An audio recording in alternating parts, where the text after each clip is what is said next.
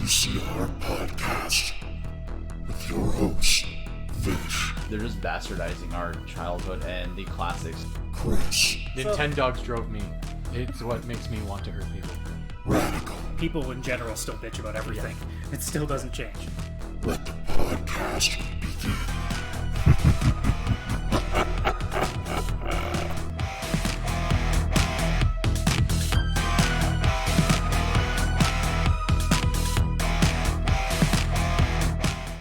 Hello, everybody. Welcome to the VCR Podcast, the only podcast that produces stuff in the moment when the title is spoken. Ignore that YouTube end screen that I forgot to remove from the video. Nobody else noticed this if they're listening in audio form. I did not screw up the intro at all. They're like, because that's not my thing. No, that definitely doesn't happen. No, never happens. It's not a new setup either. I'm trying to get used to things here, right? But Yeah, exactly. it is the VCR Podcast. Things are a little bit different, at least on my end. I got a nice anime bookshelf next to me now, so I look a little more like I like things other than a blank white wall all the time, so that's kind of nice. I see an Iron Maiden poster and half a blank wall. Yeah, if you basically watch the video version of this podcast, you assume, okay, so he likes Maiden and happens to play games. Okay, that's about all we know of him. Now you know I'm a fucking weeb and a half, too, so it's perfect. You could say It's he's a fan perfect. of Maiden. Maiden. I'll Or is say, it Iron Madden? if it's Iron Madden, I'll fucking kill myself. I can't. That was good though, actually, Vishal. That was good. I'll give him that. That was pretty good. Yeah. But yeah, it's that time again. Obviously, Adam, aka CS Radical, here with you guys. Got Vish and Chris with me as always, unfortunately, I guess in some ways as well. Here. But then again, all three of us are here, so you're stuck with us. Yeah. Which Or you means- chose to be here. You could just exit out. Please don't, but Which basically means none of us had anything better to do tonight. Yeah. Yeah. That's Yeah, I'm not going to deny that. So anyways, speaking of us having no lives, so normally at the start of the show, we talk about what we've been playing. I think it seems ideal to get to that point now. So normally we don't do this because he usually doesn't have much to talk about, but I'm going to take a risk here. Vish, what have you been doing the last 7 days? there we go. That's What already, I the have laugh is already the been- good start. What I have been doing is not playing video games, not watching The Expanse, not starting the studio. You know Ghibli what? films Given yet. the accusations going on right now, I'll give this week a pass. And not starting the Studio Ghibli movies yet, and not playing Madden at all. Oh wait, no. I that feel is like a I legal should be thing. angry at you, but then you said I'm not playing Madden. I'm like, okay. See, I took it. From the way he said everything and his tone changed at the end, I feel like he actually has been playing Madden. That's that's what I got from it. That Yeah, you're that- lying to us about Madden. Was he trying to go full politician on us and just lying through his teeth? I did No, not have because sexual relations. I said what I have not been doing is not watching The Expanse. Wait, so you have been watching The Expanse? I confused myself as well. Just Yeah, now. I'm You- confused. whatever what bit you're you were up to. trying to do here just fails. So get to the Okay. point. So yeah, I legitimately got nothing right now. I got nothing. I've been just nothing. Like literally nothing. This guy works. That's what he does apparently. That's all he does. And then like somehow he finds 3 hours to come here and sit with us and then talk about nothing. And then when we talk about stuff, completely derail those conversations to again talk about nothing. Captain Tangent. Well, that's okay, Vish. You can definitely chime in on what I had been playing when we get there because Yeah. it's something that you have also been passionate about. If we so- ever had merch, Okay. Vish's shirt would be what I've been playing today, read on back, and it's just blank on the back. and So, everyone's constantly checking, not getting it. I don't get it. What is he? That t-shirt's happening. That t-shirt's happening. Yep.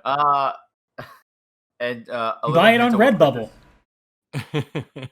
a little hint of what Chris is playing right now. Live long and prosper. And he's already You done the fuck. bingo bullshit You card. fuck. You fuck. Well, since he segued it, I might as well do it. Chris, what have you been doing then?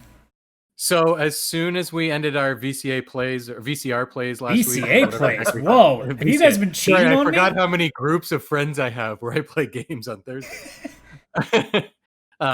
Whenever we played games last week, when I was done, it's the Steam Summer Sale. more on that later. But I After these purchased my first game because it was the first day last week, and the first game I had to get because one, I'm a huge fan of the franchise, and two, Vishal gave like huge praise. And for somebody who's not even a huge Star Wars guy, enjoys it, but like isn't as deep into it as I am, and loved the game as much as he did, I had to go into it. And that was Star Wars Fallen Jedi. No, Jedi Fallen Order. There we go. Jesus, he's the one playing the Oh, game. He Jedi doesn't remember Order. the title. Star Wars Jedi Fallen Order. There we go. Star Trek Beyond the game. Yeah, Star Trek Beyond the game. And it's the only thing I've played pretty much the whole week. I played a little bit of Child of Light on my Switch to finish it off. I had like an hour and a half, 2 hours to go. I beat it. That was great. I enjoyed it. I already kind of talked about it on the podcast previously, though, so I don't have nothing new to add, really. But yeah, I started Jedi Fallen Order on Thursday night, and I beat it yesterday. It's the first time in a long time that I bought a game, installed it right away, started to play it. It was the only game I played pretty much, and just played right through to the end to beat it. It's been a while since I've done that. And it is better than any Star Wars movie that has come out since 1983. It is fantastic. Like, story-wise, it's better than most Star Wars stuff out there. The only thing I can compare it to, personally, is The Mandalorian, because it has the same feel of just completely different stories that aren't trying to force themselves as being like a Skywalker, like part of the like bit of lore or whatever. It's just like, but it did show it is in the Skywalker lore. It is, yes, but it's not like, it's kind of like Mandalorian with Baby Yoda and all that. It's like it connects, and you might see the odd character that connects, or like you hear some things, but they're not trying to force it in and be like, but this is Luke Skywalker's brother. That explains everything because only the Skywalkers matter. Like these side stories, they can do so much better and so much more with, and they nailed it. And it's also like how Adam says, it's literally a mixture of Star Wars and Uncharted. Yeah, with That's a how little bit of Dark Souls. Yeah, Like, from what I understand, it can definitely be a little bit challenging if you're going in there a little bit new to that kind of system. It's not an easy game. No, and I liked that. I liked that you had to think, and when you were fighting with somebody, like it wasn't just go in and bash the one button. You'd have to know when to block, dodge, and it was when you do certain ones, you'd then like, you'd interrupt their attack, or you'd do something. That's when you went in for an attack, and you chose to do what you could for a little bit, and then you were back on the defensive, moving around. It felt like proper Star Wars Jedi battles instead of just bash X until you win. Yeah, I thought it was story-wise fantastic. Graphics were fucking beautiful. the levels were amazing. It's, Yeah, the it's level definitely a design game that I want to is- check out for sure. Yeah, you definitely need to, especially now that you have the hardware to do so PC-wise. Whoa! Don't you- spoil it. Wait, Adam. You might be able to play it very shortly. If it's on Chris's library, Yeah. but can your laptop handle? Oh no, the PC can.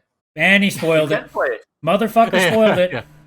The PC that I have, it can play it. Uh-huh. That is also true. Yes. But yeah, no, that's all I've got. And it's fantastic. And with that segue, wait, I don't know where you are, Adam. Up or down? He's Just over point here down. with me. I'm the bottom bitch, Adam. remember. Right. VCR, that's how to spell. So yeah, this week was going to be weird because I initially had nothing going on up until like the last couple of days because I originally had a bunch of money that I've been saving up for a while, and the plan was obviously the PS5 is a thing that's coming out. So okay, I'm gonna work with that. So I'm like, okay, I got $1,000. I got to set it aside towards something. Well, PS5 is probably going to be, at least Canadian dollar wise, $600-700. You know, you're gonna have to get an extra controller because you're gonna want to have two, maybe the headset, maybe a couple of games. That's probably about $1,000. I should probably prepare for that. Okay, put that aside. And then not a full month later, even Best Buy is like, hey, here's this really nice gaming PC rig, and it's $200 off the normal price. And I looked at it and went, I did my best Witcher impression. Fuck. That voice is terrible to me. Fuck. Or just Yeah, true. Well, I didn't. I guess you could say I tossed a lot of coins at my Best Buy. Oh, So, that was good. Uh, That was good. but yeah, they brought out that deal, and I showed it to you guys. And well, Chris is our build a PC guy, so you know when he looked and said that's a pretty good build, That is it's a damn good build. so and I'm what like, I- well, fuck. the way you were talking to us about it, it was like you pretty much saw it, and it was love at first sight. Well, it was that, but- and also at the same time, me just wanting you to tell me, actually, it's not that good. Maybe you should wait, because I wanted to I wanted to hear a no, because I was so wanting to keep things as the way they are. Because again, in my mind, I have a PS5. I already have it. It's not out yet. I don't know how much it's costing, but I have it. I know I have it. And then this thing comes up and be like, but I really want this now. You thought I would tell you not to get a PC? Yeah. You could have been No, like, I I'm gonna thought- cut off my arm. I thought you were gonna say, like, get it. that you could probably like hope for a better price on that. Well, Yeah. I remember that conversation. I told you your build would probably be a lot better, and it was definitely better, but it wasn't that much of a difference. The build that I had made personally was definitely better, but it was also $400 more. Didn't include tax. Also didn't include Windows. So Yeah. there were definitely things Yeah, on the which was another, side. like, So the bill was probably $100 more there. $500-600 more than what I paid for. Yeah. No, absolutely it is. So to me, it ended up being a case of, okay, I really like this custom build I have in my head, but it's going to cost me a hell of a lot more, and I'm going to have to worry about building it myself. I have to worry about all the parts being what they actually fucking say they are. I got to know that these things actually work properly together. There's all that. Or I pay $900, that including everything with tax, and the thing's fucking done. That was it. I'm like, Yeah. I think $500 to have it now and not think about shit. Yeah, I'll take that. Yeah, and it was like $200 or something dollars off or something It's normally ridiculous. it was like, normally $1,000 and it was $800. So with tax, it came out to like $906. Yeah, That Adam was had really himself convinced, and we're just like, dude. And I even said, like, Adam, I really think you're just trying to find a reason not to buy it, and you're just gonna buy it. And you're right. I was trying to find a reason not to because I'd committed. I was so committed to a Yep. PlayStation. and it's funny because. Oh, sorry. Go ahead. I was just gonna say the one definitive factor was the realization that I still have $300 aside in cash that I just keep from Christmas and birthdays and shit as like a big saving thing for a rainy day. And then I'm like, well, fuck, I'm almost halfway there then, and screw it. Yeah. You were just living on a prayer. And I don't regret it. See, I know. I was just gonna say that my thought was that you showed me the build and I went, "Oh my god, this entire PC costs as much as my video card did." Do it. So yeah, no, And I'm and not joking. for Adam, I told him, dude, this isn't just a computer, a gaming console. This is something that Well, it ended up working you out actually- nicely too, because now I have a full TV stand for the big TV as well. So now I actually have double TVs going on with a PS4 to one and my PC on the other, and now I have the laptop too. So I got 3 goddamn screens going on these days. Yeah, that screenshot you sent us, that picture you took on your phone from the weekend where I called you a pro gamer. You had one TV with like Minecraft looking for friends. You had the main PC going with something else, a game, I think. And then your laptop open, like doing research, also Discord with us. And you're taking it on your phone. So you pulled out the fourth I screen. do what we like to call a pro gamer move. That's it. This is my pro gamer move. It's so good. So good. I was so proud of you. I shed one tear. But yeah, I mean, I'm still on the laptop for streaming with this just because the desk is in that perfect spot. Like, there is no way with the amount of finagling in the living room that I have done that I could make the PC also work with the desk in all the cords that I have to fucking pull. I'd have to have like extension cords for extension cords. I'm just like, no, I'm not doing this shit. So, Yeah. so the PC gets to have a little break here because I'm gonna probably break it again later when I go Outer Worlds on high settings again. So. Because that's what I've been playing for the last like few days is the Outer Worlds, which I'm glad that I finally got around to because I've been wanting to play that game for a long time, and I was always looking at $30-40 price tags on PlayStation Store, and now I just went, oh, Xbox Game Pass, $1 for a month. Sure, I'll get the Outer Worlds for $1. Yeah. That seems it's like so a good deal. Yeah. It is so good. The Game Pass, and I've heard very good things about Outer Worlds. I mean, if you enjoyed old school Fallout, like New Vegas? Fallout New Vegas, Fallout 3 level stuff, it's definitely up that alley. Now, I'm not going to sit here and tell you that story-wise it's amazing. I'm maybe halfway through, I'm guessing. I got really put off, actually, because apparently a normal playthrough for just main story is 12 hours, and I'm like, that's really fucking quick. What are you doing? That does sound short. Although it says with extras, it's 25 and a half, completion is 35. I think I'm already hitting around 20 hours, and I'm really taking my time, so I think I'm going to fall more into the 30, 40 hour range. But either way, like, I can't even tell you that I'm halfway because I don't even feel where I am at in the story, because I'm just going from place to place and just doing everything. So whatever overarching storyline there is, I haven't really touched it yet. So Yeah. not to mention, I don't know if it necessarily needs one, because it's basically like, hey, you were in stasis for a while. Let's just shoot you on a planet. Go have fun. And I'm like, oh okay. I'll go shoot shit. I mean, it's like sounds like it's the like that perfect meme. I don't know who I am. I don't know what I'm doing, and I don't know where I am. All I know is I must kill. That's basically me right now. Yeah. Or in my case, sorry, I don't know where I am. I don't know who I am. I don't know what is going on, but I know that I must do 3 things: kill, lockpick, and constantly lie to people. Constantly. Because that is how you play Fallout. You are Yeah. you gunsling like a motherfucker, and then you spend the entire time stealing shit and lying. That's basically Fallout. I've never played Fallout. What format is it? Is it a first-person game? Is it third person? It used to be top down over the years, and then it turned into a first person like RPG in a way. It's more just explore the world, find new places, try not to die by these massive, super insane, like unhuman things that are crawling. Especially now that it's space, it's fucking aliens now. Yeah. No nukes from what I see, so that's weird. It's weird playing a Fallout kind of game without nukes. Yeah. So far. Instead, They'll be- you get shrink rays and other sciencey weapons, so that's fun. Ugh. Okay, that That's sounds like good. a staple in the Fallout games, the nuclear war, is it not? Well, yeah, that's why it's called Yeah. Fallout.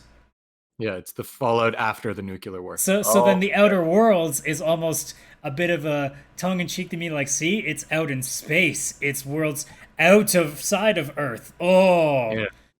So apparently Fallout games are like bludgeoning you over the head with their titles, just being like, look, this is clearly what it's about.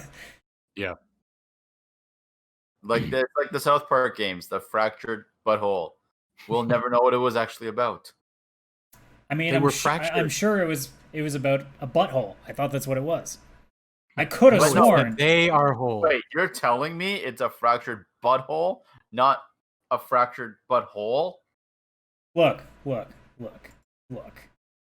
don't know what to tell you. So many new things coming in my life right now. Yeah, I hate to break the immersion for you, but you know. Damn. Yeah. But yeah, Keep the up game all itself I've enjoyed so far. Like, I'm not gonna sit here and tell you it's amazing. I saw a lot of people in the early stages of reviewing this game say it was unbelievable, and I think it had more to do with people being so mad that Fallout 4 was kind of boring and Fallout 76 was a train wreck. So I think Yeah, they were just hoping for a good Fallout kind of game, and when they got it, they kind of just looked at it as, oh shit, I have to talk good about it. The game is fine. Like, it's perfectly fine. Some of the character, like, you get 6 party members. I've got 5 of the 6 so far. I still only use 2 because they're the more interesting ones. And I mean, they're all still good. The gunplay is decent, although it's still Fallout, which means if you play on a controller, it's kind of iffy because sometimes you don't aim at what you want to. Or it's a little bit slow. It's kind of like almost it's not as slow as like Resident Evil shooting mechanics, but it's still kind of slow and a little bit cumbersome. Are you talking about old Resident Evil? No, or I'm talking like 4 and 5, like just being like kind of weirdly slow and aiming to what you want. Fallout is a little better and to an extent, and you also have the ability to freeze time, so if you really want to get a crippling shot, you can take the time to do that. So I mean, Yeah, I only ever used that form. I can't remember what it was called, but wherever you freeze time and select the body part you're going to shoot. oh, it's not That's VATS. all. It's not VATS this All time time? around. It's straight up just you stop time and you take a Oh, couple of this one you shots and then it stop time. breaks. There's no Okay. selection for body parts. It's just straight up freeze time. So they It's- kind of adapted a little bit of the VAT system with the slowing down time, but Yeah, that's as far as basically it's slowing down time and that's it. There's no selection system. It basically just tells you like It's almost like casting scan on an enemy. It tells you like their health and stuff. And it will Okay. tell you like what effect it will do. Like if you shoot somebody in the head, it will blind them temporarily. If you hit them in the leg, it'll do a certain other thing. I just shoot them in the head because, I have a gun. What else are you supposed to do? Very true. Very true. But yeah, I mean, from what I'm getting so far, I mean, it's fine. It's a good time sink. It's definitely something that's just been kind of like nice to test my system out with too. I found that some things are a little bit useless. There is an ability to use melee weapons. I don't like them because they can miss pretty easily, which is not helpful. I ended up It's just not like, weird. It's not like. Shit, why am I drawing a blank?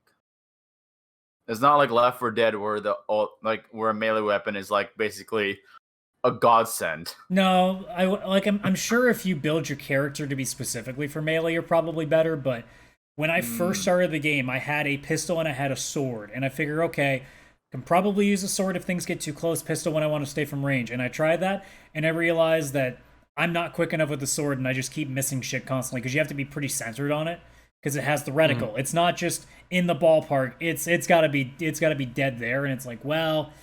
Now that means it would definitely work better with a mouse, I would say for sure. But at this point, I just ended up going, okay, I got 3 pistols for 3 different elements, and I got a sniper when I really want to just take shit out from long range. Because I have a ridiculous auto pistol that just has corrosive damage, and it's just gross. Cool. But I also have one for plasma, and then I have one for shock when I'm dealing with mechanical enemies. So it ends up working out that way. So essentially, it will like melt the victim that you shoot it with? I mean, if you use plasma, they just turn into a pile of dust. Oh, okay. But if it's like bioorganic. Yeah. I mean, certain things work better on other things. Like, there are things with good armor that plasma won't do anything, but you have to use corrosive or you have to use, like, really heavy weapons. There's stuff like that. Like, it does actually matter what you're carrying most of the time. But in my case, I didn't have to fight all that much because every time somebody gets mad at me, I just go, persuade at a skill at 50, I'm just going to bypass this thing.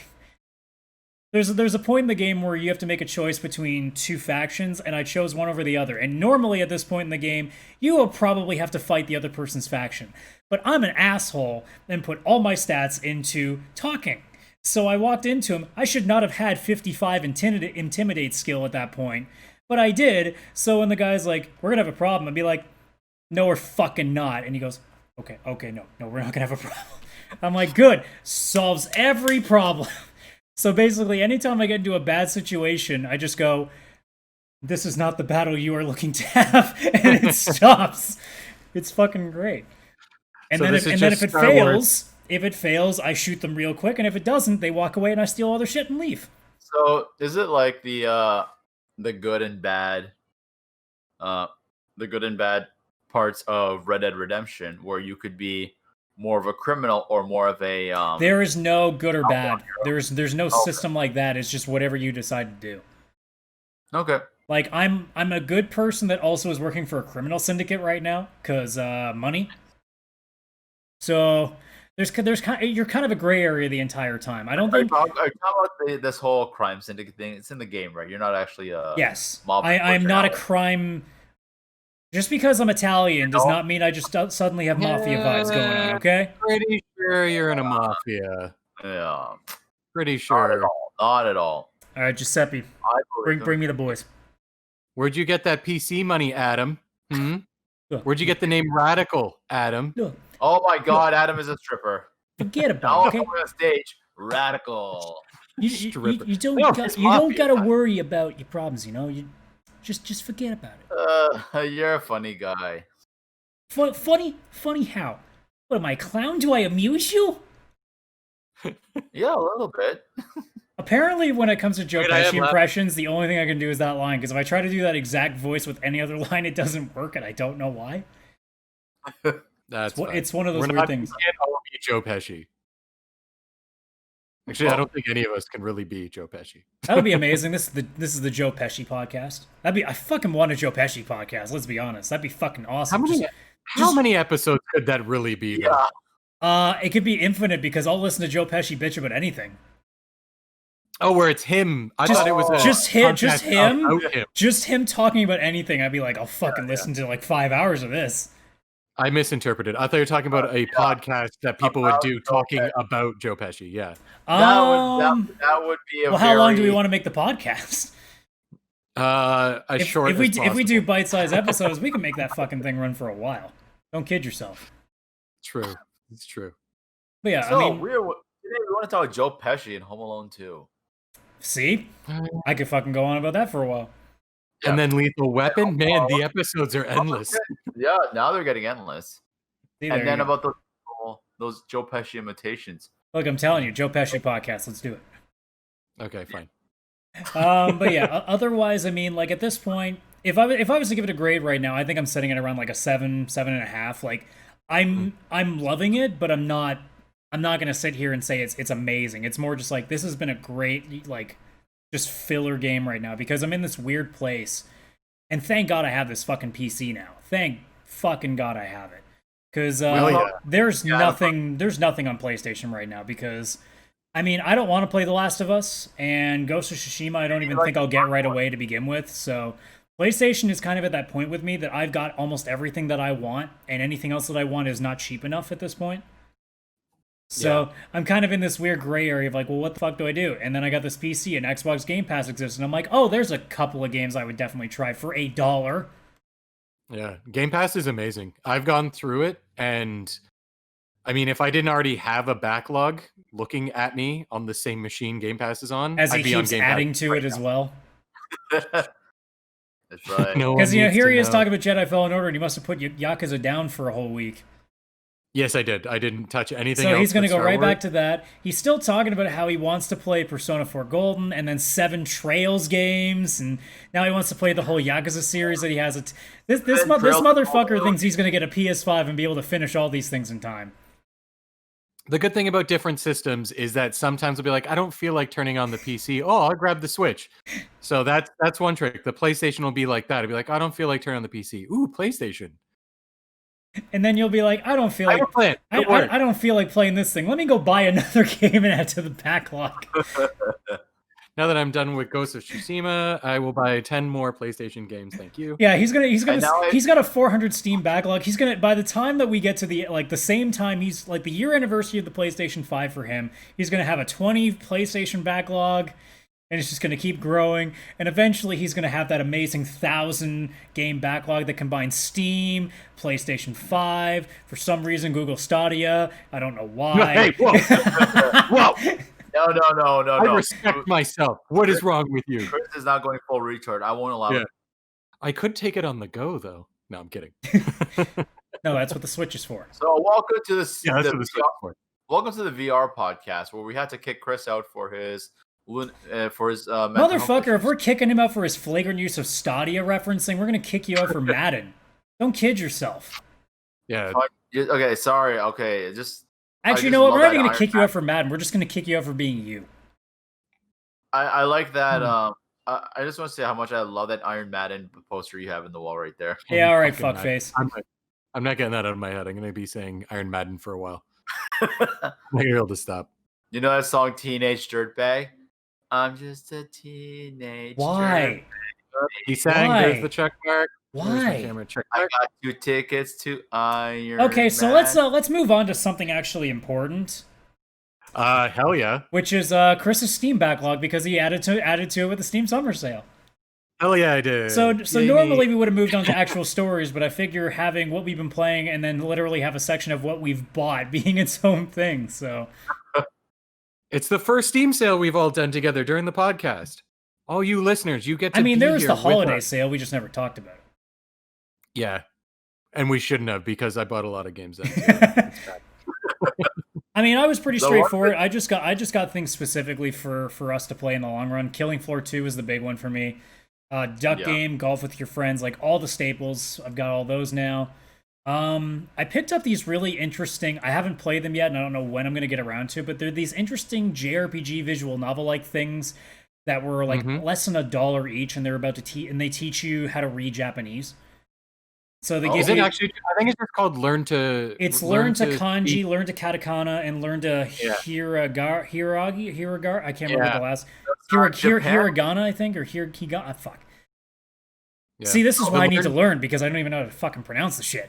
one thing I am wondering, because we all learned way too late that there's no language called Chinese. It's Mandarin and Cantonese. Mhm. In Japan, is the language actually Japanese, or are they? It is different Japanese. languages? There are slight differences to dialects, kind of in the same way that we have different dialects in English, or obviously here in Canada we have Canadian and French, and there's different dialects of French because there's also outside of Quebec French. There's Quebec French. There's also France French. There's also like you go to places in Africa and South America. There's different dialects of French. Japan has its own little things. Like it's kind of like how here in Canada we have our English, and then we have Newfie English in the same way that U.S. has as normal what they perceive to be normal English, and then Southern English.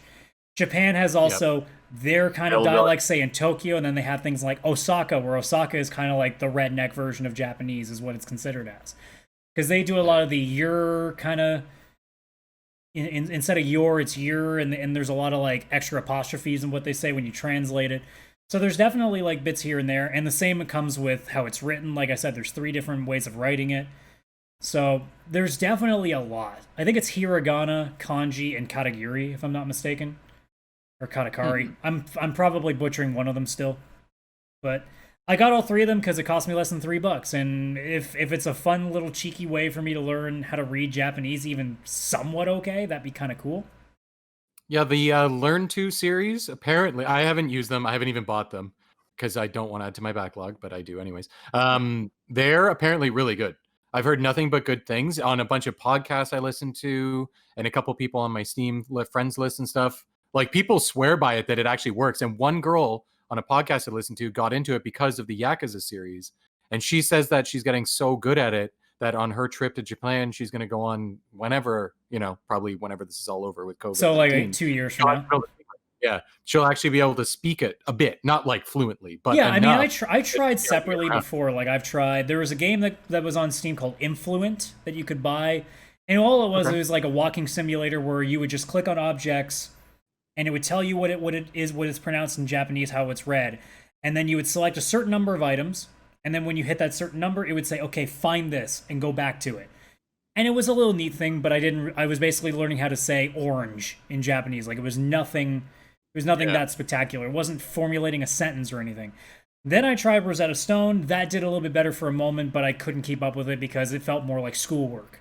So my hope is that this is something that's casual still, because it is a very anime visual novel like kind of thing too. So it does have that added thing of having something else beyond just learning. It looks like it could be a bit of a game at the same time, because it almost looks like an RPG Maker Final Fantasy clone in ways, which is interesting. So it could work out that way at least, and there's something to do other than fucking learn this word, you dumb motherfucking like. Apple. That's apple. That's normally how I feel whenever I try to learn Japanese and any other language. It's like newspaper, newspaper, newspaper, and then I forget it 2 days later. But yeah, that's basically all I've looked. I keep eyeing Divinity Original Sin because it's 50%, or Divinity Original Sin 2 because it's 50% off. But then now that I have the PC with a shit ton of backlog and the Xbox Game Pass, I'm like, I can wait. It'll go 50% off again later. It will, but you also should get it. You were also the person that's like, I won't get Killing Floor when it's 66% off because the Steam sale might have it better, and then it wasn't. So it was 60. It's 67% off right now, so there's a possibility. My apologies, possibility sir. right now. No, it is coming cheaper on Epic Games. Yo, that's funny too. Yeah, I'm not gonna lie. I like it's like when you buy a game on PlayStation and PlayStation Plus puts it for free the next month. Like, you know you still got a good deal, but you're kind of mad you didn't get the best deal. Yeah, I know. It's like with the whole thing with that Tomb Raider is now going to be for free. And yeah, but how long ago did you buy that? That doesn't count. It's Rise of the Tomb Raider, isn't it? It's the second one. Yeah. So that was like 2000. You were talking about that game when we started the podcast, if I'm not mistaken. No, that was Shadow. Shadow. I could have sworn you talked, but whatever. This is like a year ago. I can't pretend that I remember these things. Actually, you know what? It might not have been the VCR podcast. It might have been the one episode that we did way before that. It could be. It could be, actually, now that I'm thinking about it. That was the night we were supposed to see. We did see Rogue One. Yeah, Rogue One. Yeah, the last good Star Wars movie I've seen. Yeah, But yeah, unfortunately. I mean, Killing Floor 2 is still worth the $10. And in fact, if I got it free on Epic, I would have spent $10 on microtransactions to get some cool shit because they deserve it. Yeah. Because that game is Yeah. fucking awesome. Because I got it for free for PlayStation Plus 1 month, and I don't regret trying that game because it's so much fun with friends. But, Chris, what did you pick up? Okay. Well, speaking of Killing Sorry, Floor what do you regret picking up?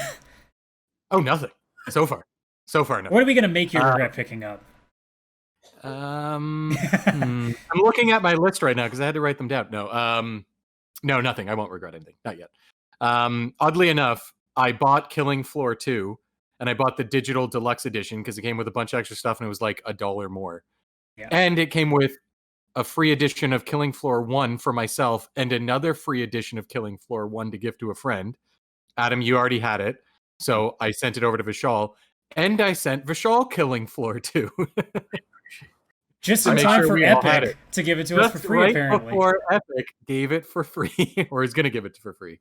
It's a rumor, but it's going to happen. Look, you It's just totally you just assumed because it would be funny at that point. Yeah. Hey, I mean, I just wanted us all to have it, and I'm glad we did. So I bought Killing Floor 2. The first game I bought was Jedi Fallen Order, as I mentioned, as it's what I played. It was the first And thing. you told us long before that you were definitely getting that regardless. You were just Oh, seeing I've how been much it waiting. would go for discount. I was waiting for the Steam Summer Sale. I knew even during the winter sale. On the Steam Summer Sale? Yeah, it was 50% off. It was $30-something. Which is good. Oh, okay. Yeah. Yeah. Yeah, especially since Steam, there's no taxes and stuff like that when you buy a game. That's pretty great, being digital. But yeah, so I'd been planning to get it. Like even during the winter sale, I checked, and I told myself it went 50%. I'd pick it up 6 months ago because I think it came out like last October. It went like 10% off or not on sale at all, and I was like, hey, I'm not paying like $70 for this game. That's ridiculous. So I grabbed that, and I've also been spreading out when I buy games because if I bought all the games I wanted day one, it's on for 2 weeks, and I keep going back every day because you get like trading cards and there's free animated emotes for like Steam chat and stuff that you get. So they keep you coming back, and I'd check my wish list and I would just keep buying. So I told myself at most 1 game per day. That way I can't overbuy. I mean, I probably have already overbought, but at least less than I would have if I was allowed to go. And that's so crazy. It's like when we were kids, we're lucky we got like 4 video games a year. Yeah, this is Well, what yeah, happens you know when what you know what they fucking cost when we were kids too. Yeah, I know, an arm and a leg. Yeah, they're Yeah, cheaper now, and we have jobs. My video games were whatever, like they could pawn off friends or family that were just getting rid of stuff, or us going to Rogers Video or Blockbuster or a local fucking rental store and just paying $10 and just getting like 2 games, and that was our weekend. Like that was just us trying to do something. That was me, man. That was me. I still remember going and renting the same game over and over. My video gaming was all done at the arcade. Or in my case as well, I didn't get anything for a while, so I tried to make Wario's Woods fucking actually interesting. Did it work? So bad. I mean, it was just another Tetris game on Super Nintendo, so I mean, okay, I guess. Yeah. Yeah, so another game I bought, Adam, was Divinity Original Sin 1 and 2. Oddly enough, that's why I was like, you should buy it. It's, I mean, it's definitely one of those games along with that and Disco Elysium, which apparently I've been told I need to really go after. That I haven't bought yet, but I keep looking at it. It's one of those ones where it's like it's window shopping, like it's right there, but it's only 33% off. But I've heard really good things, so it'd be still worth it. Yeah, because it's not like it's a $70 game. I think it's 30 something normally. I'm also like a little bit of having a bit of an aversion to like as much as I hear both those 2 games are amazing, they're also top down, and I'm just like. I always struggle with them because everybody Diablo 3, go play that. Diablo 3 is amazing. And I'm like, I tried it and I'm like, okay, this isn't that interesting. Okay, you would not like Divinity Original Sin then. It's literally just a better Diablo. Well, it's also because the Diablo is just, it's not the gameplay I don't like, it's just it was boring. Like the story itself, like I didn't feel any attachment. I've heard Divinity Original Sin 2 is so good for story.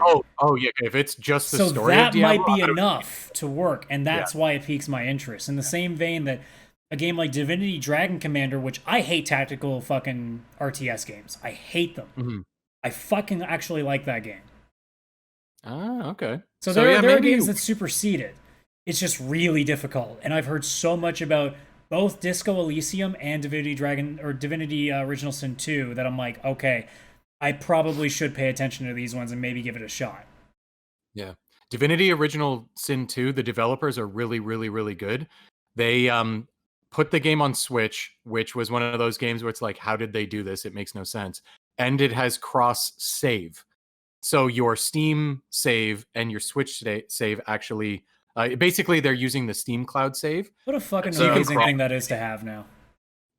Like, so you can play on PC or the TV, like go all 4K. And it's like, oh man, I don't want to go to blank to the park, but all right, cool, I'll go, but I'm bringing my Switch and I'm going to keep playing Divinity. Plus it's 4-player. I think it's cross-play and all this other stuff. Like apparently it's a marvel of a game. So I grabbed it. I think it was like if you bought the second game for $2 more, you also got the first game. So I was like, obviously I'm going to spend the $2 and get the first game. So got that.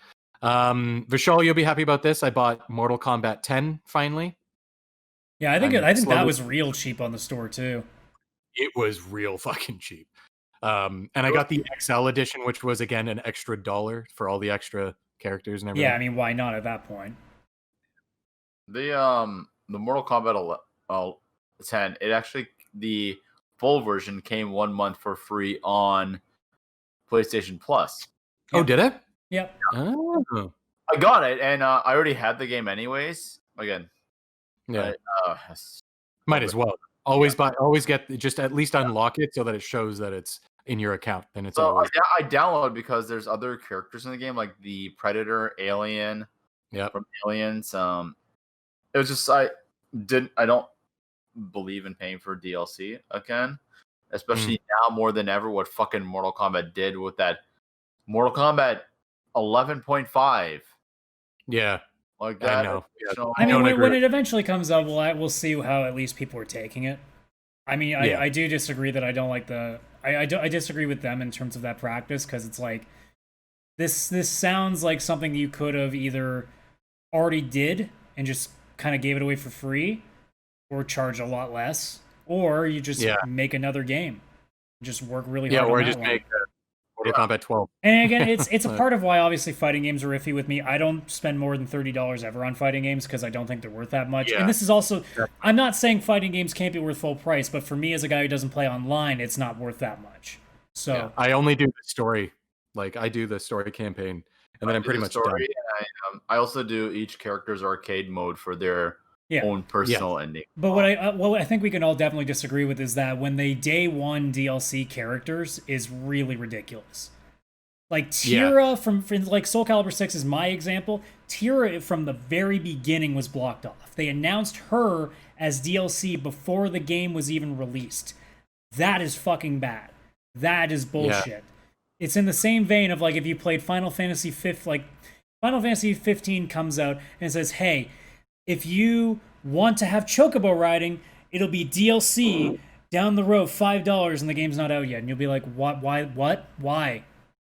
Yeah, that doesn't make sense. Why would you take something out of the game and then charge extra? You wouldn't want to play Uncharted, and they would say, "Hey, if you want to play this specific level that we're going to show off to you right now, and it's just one level, $5 DLC down the road," but they already show it to you like it's done.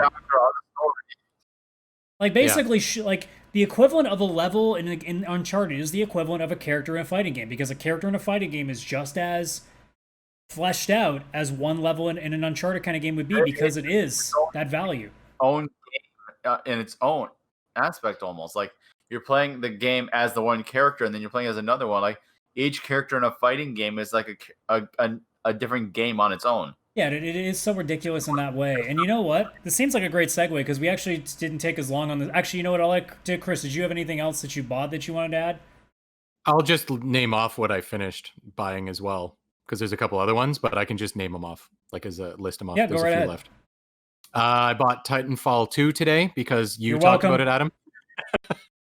I saw it was 66% off, and I've heard good things about it.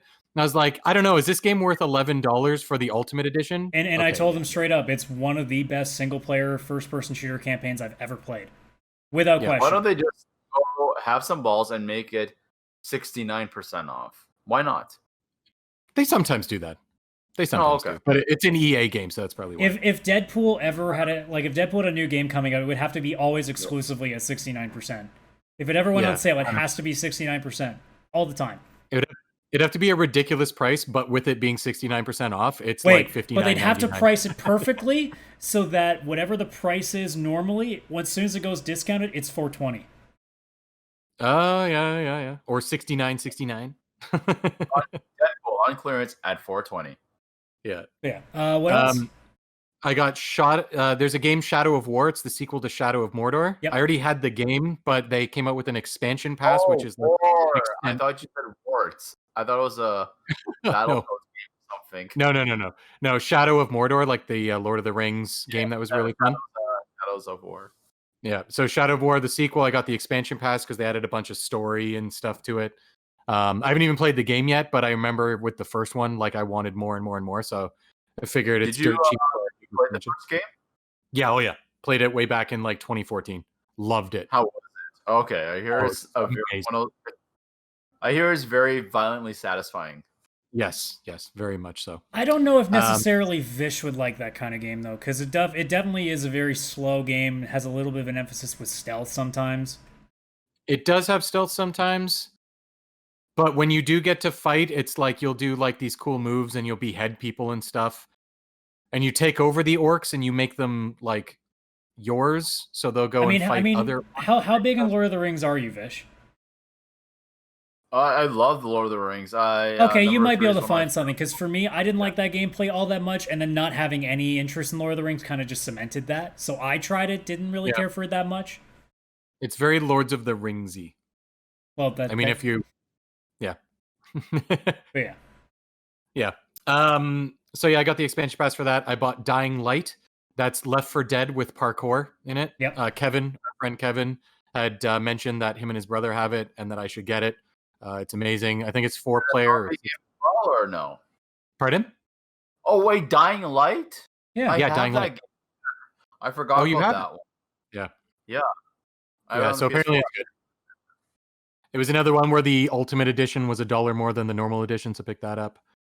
And then the last two games I bought, because there's two left still. One, Journey, the one from PS3. Yep. That game I love.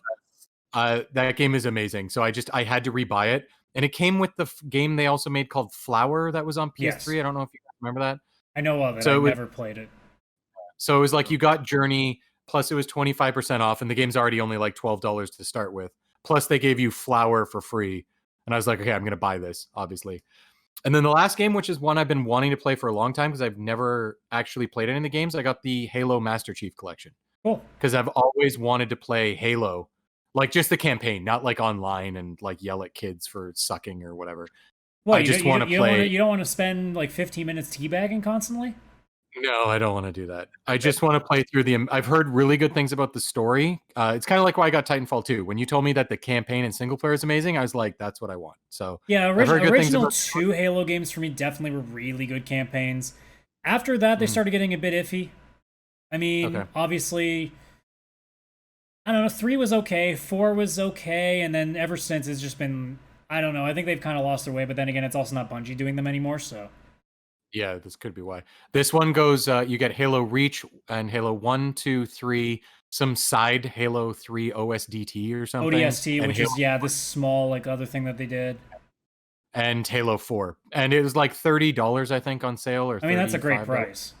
Yeah, so I figured for the whole collection, it's remastered graphics. You get all those games. Hello, I think I'll get this.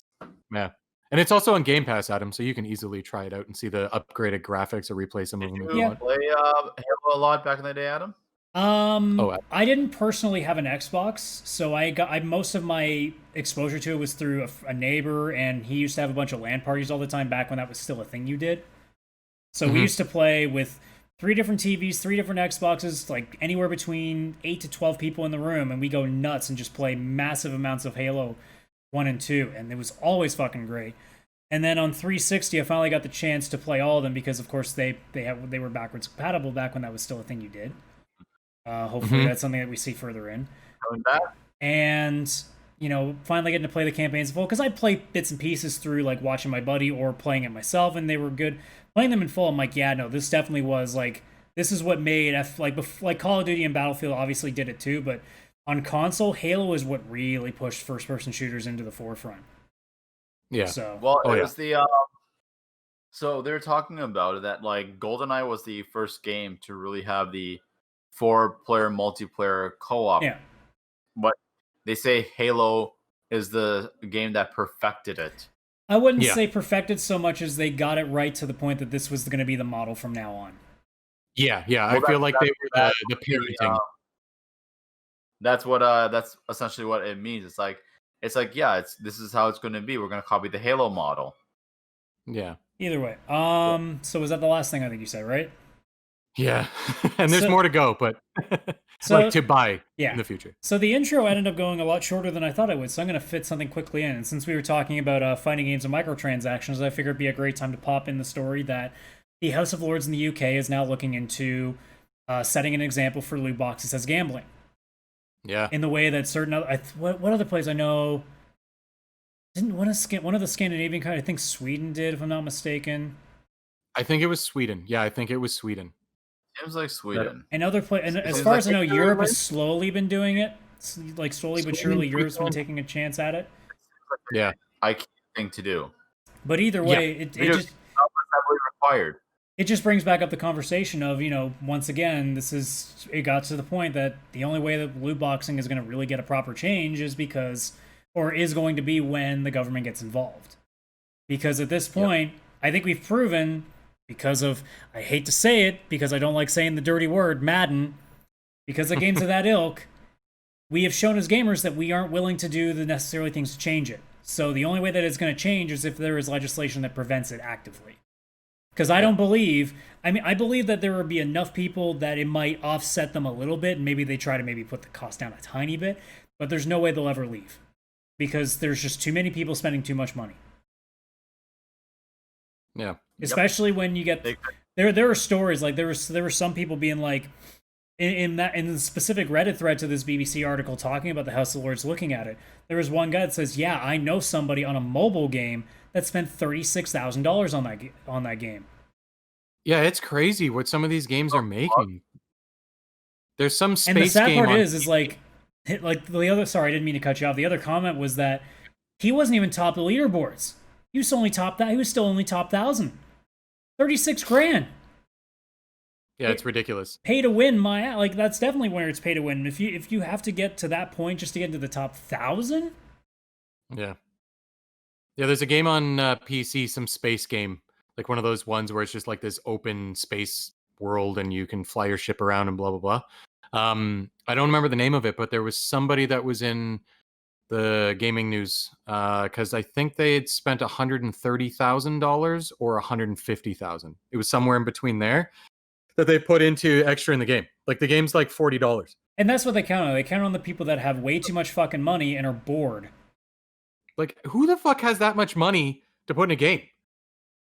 Also, though, my Steam library, I don't want to add that up. It'll eventually get there, but that'll be a sad day. But and that's the thing, right? And this is the issue because you're not doing it on one game. You're doing it on multiple games. Yeah. Mm. I mean, the issue lies in because there's always been a fight too. Like people be like, "Oh, all you fucking sports gamers, or all you Call of Duty guys, or all you Fortnite players." The reality really is that the vast majority of people that are spending the money on microtransactions are the ones spending the lot of money. There may be like let's say 100 people spending $5 on loot boxes, but there's one person for every 100 of those people spending $100, $500. So Easy.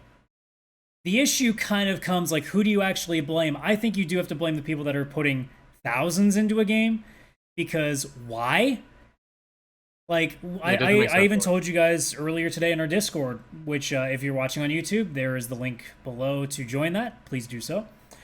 I talked about how, as a guy who played MLB The Show 18 and 19, and I'm sure I've said this either on this show or on various videos I've done, because I keep going back to this because I still can't believe it. If you play MLB 20 right now, you spend money for 200,000 stubs, which is their currency. It is $133.49 Canadian. I don't know what that is in US. I'm assuming it's like $100, $110, something like that. Yeah. Probably That 105, I believe. doesn't even get you one card of the best player in the game. The best player in the game is 220,000 stubs, resulting in nearly $150. So you're telling me that the game that you paid I'm thinking US. If you paid $60 for this game, US, are you telling me that Mike Trout, the best player in baseball, to just play him in one mode of a game is worth more than double the entire game? Yeah. And that is why microtransactions need to be legislated, because gamers cannot seem to understand this. No. Are these prices set by the developers or like the creators of the game, or was it community? Are you talking the price of the card or the stubs? The card. That is the market, because it's a rare card. In the And same so vein, people- in the same vein of like, say, one of the most like rare cards in Magic the Gathering would be really expensive in comparison. Yeah. Except here's the thing, a Magic card should have that value because you can resell the card. You can't resell that Mike Trout except for more stubs of the same currency, in which you usually lose money by the time that card goes down. Yeah, because if you get that Magic card, and the only reason it's worth that is because of the demand. It's that rare. You have this physical card. You can laminate it and then later resell it to somebody for that price. And that would be Bullets you're sick. talking about? And that would be sick if you could resell it for money. But you can't. Yeah. So it doesn't you matter. It only matters if you get it for free. If you pull a Mike Trout, is the fucking greatest thing ever. It's like everybody, like way at the beginning of Destiny when you got to pull a Galahorn. You fucking lost your shit because it was rare as fuck. Very few people had it. Mm-hmm. Except in Destiny, you didn't pay $150 to get it. You just had to get it on a drop. That's the only option you had. Yeah. And Sports games, Fortnite with their skins, Call of Duty with their shit, Battlefield, Star Wars Battlefront, mobile games up the ass, although mobile games more often than not are free to play, so you know what, I let them get the free pass on that even though it's ridiculous, but at least you don't have to pay just to play the experience. MLB The Show, you have to pay $70 just to fucking play it, and you have the privilege to spend money in hopes of getting good cards? Are you out of your mind? And that's when I said to you guys, if they cut the prices by 90%, I might get behind it, because at least Mike Trout would be at most worth $15, which is not as bad as $150. Yeah, like $15 to get a bunch of crap, like these fake trading cards, and you get like 40 decks or you whatever. You it could would probably be buy all the Yakuza games for the price of Mike Trout in MLB 20. I mean, yeah, especially if they all come to PC on the Steam Summer Sale. Yeah. Mike Trout card. The budget of that, you can put that into your PS5 budget, people. Well, why do that when I could just put it on my credit card? Because it's free money, right? We need to have a talk financially. Yes. We need to have a small talk about how credit cards work. Also, you should just cut them all up right now. Just whatever ones you have, just a quick snip. So yeah, like right now, we're future-proofing you, Adam. Yeah, we're just helping you out, man. Oh, future-proofing me would just kill me. Like that you might as well just kill me. That's the only way you future-proof me. I thought you were gonna be like, haha, I got PayPal, bitches. Like I got Bitcoins. Oh no. Oh, I don't know what you. Sorry. I got Weeb coins. Oh, those are redeemable. You're fine. Perfect. Those are tradable worldwide. Kawaii coins. Fuck yeah. But they can only be traded in for MLB The Show. Okay, I'll accept that. But yeah, I don't know what the industry can do to change itself that isn't just the government saying straight up, you cannot sell these games to minors. I think I feel like the first step would be the rating system, the ESRB. Yeah, because they're corrupt as shit too. Yeah, it can't be teen. If you're gonna have gambling, well, you got to be 19 to gamble. It's not even teen. I think most sports games are still E. Yeah, no, they'd have to start be rating mature. All sports games are E, or they're teen at most. Well, like if we're talking like the biggest offenders, which are sports games, they're all E. Yeah, they're E. I think even teen is too low, because if I was to walk into a casino, I have to be 18 or 19 to go in the casino. But if I want to buy a lottery ticket, 18. I want to bet on sports games, 18. Like all of that is 18. So they'd have to have a rating gambling 18 plus. And I mean, I've seen people come up with the argument being like, well, it's not actually gambling because you're guaranteed to get something or what. I'm like, yeah, but have you seen what you normally get? That would be like, you know those things in Japan where you roll the thing over and over again and a marble comes out? It's still gambling because you're paying money and you're likely getting the white marble, which is just a thing of pocket tissues. Yeah. That's what loot boxes are in gaming more often than not. You're rolling this thing and you're popping out the thing of Kleenex. Because normally what you get in a pack is a bunch of nothing. You get a bunch of players you've probably never heard of, and they can't do anything for you. Yeah, absolutely. Yeah, they got to get rid of the loot box part of it. Fortnite, I don't think, has loot boxes, and I wouldn't have a don't problem with the loot boxes if it wasn't costing you actual money to get. If there's no way to spend money on it, then that'd be different. But because you can... Oh, yeah. No. It's just if you're going to charge money, then it's got to be, hey, here's this skin. It costs $2.50. Done. Now, I think NBA 2K doesn't actually let you buy currency. I think it's all in the game. But then they do the thing of having the slot machine and pachinko-like looking mini games, which is now simulated gambling, which should still elicit a higher rating than E for everyone. So there's still a bit to it. But loot boxes themselves, it's clearly gambling. Yeah. I think it would just be T for teen. It would probably be T for teen for NBA.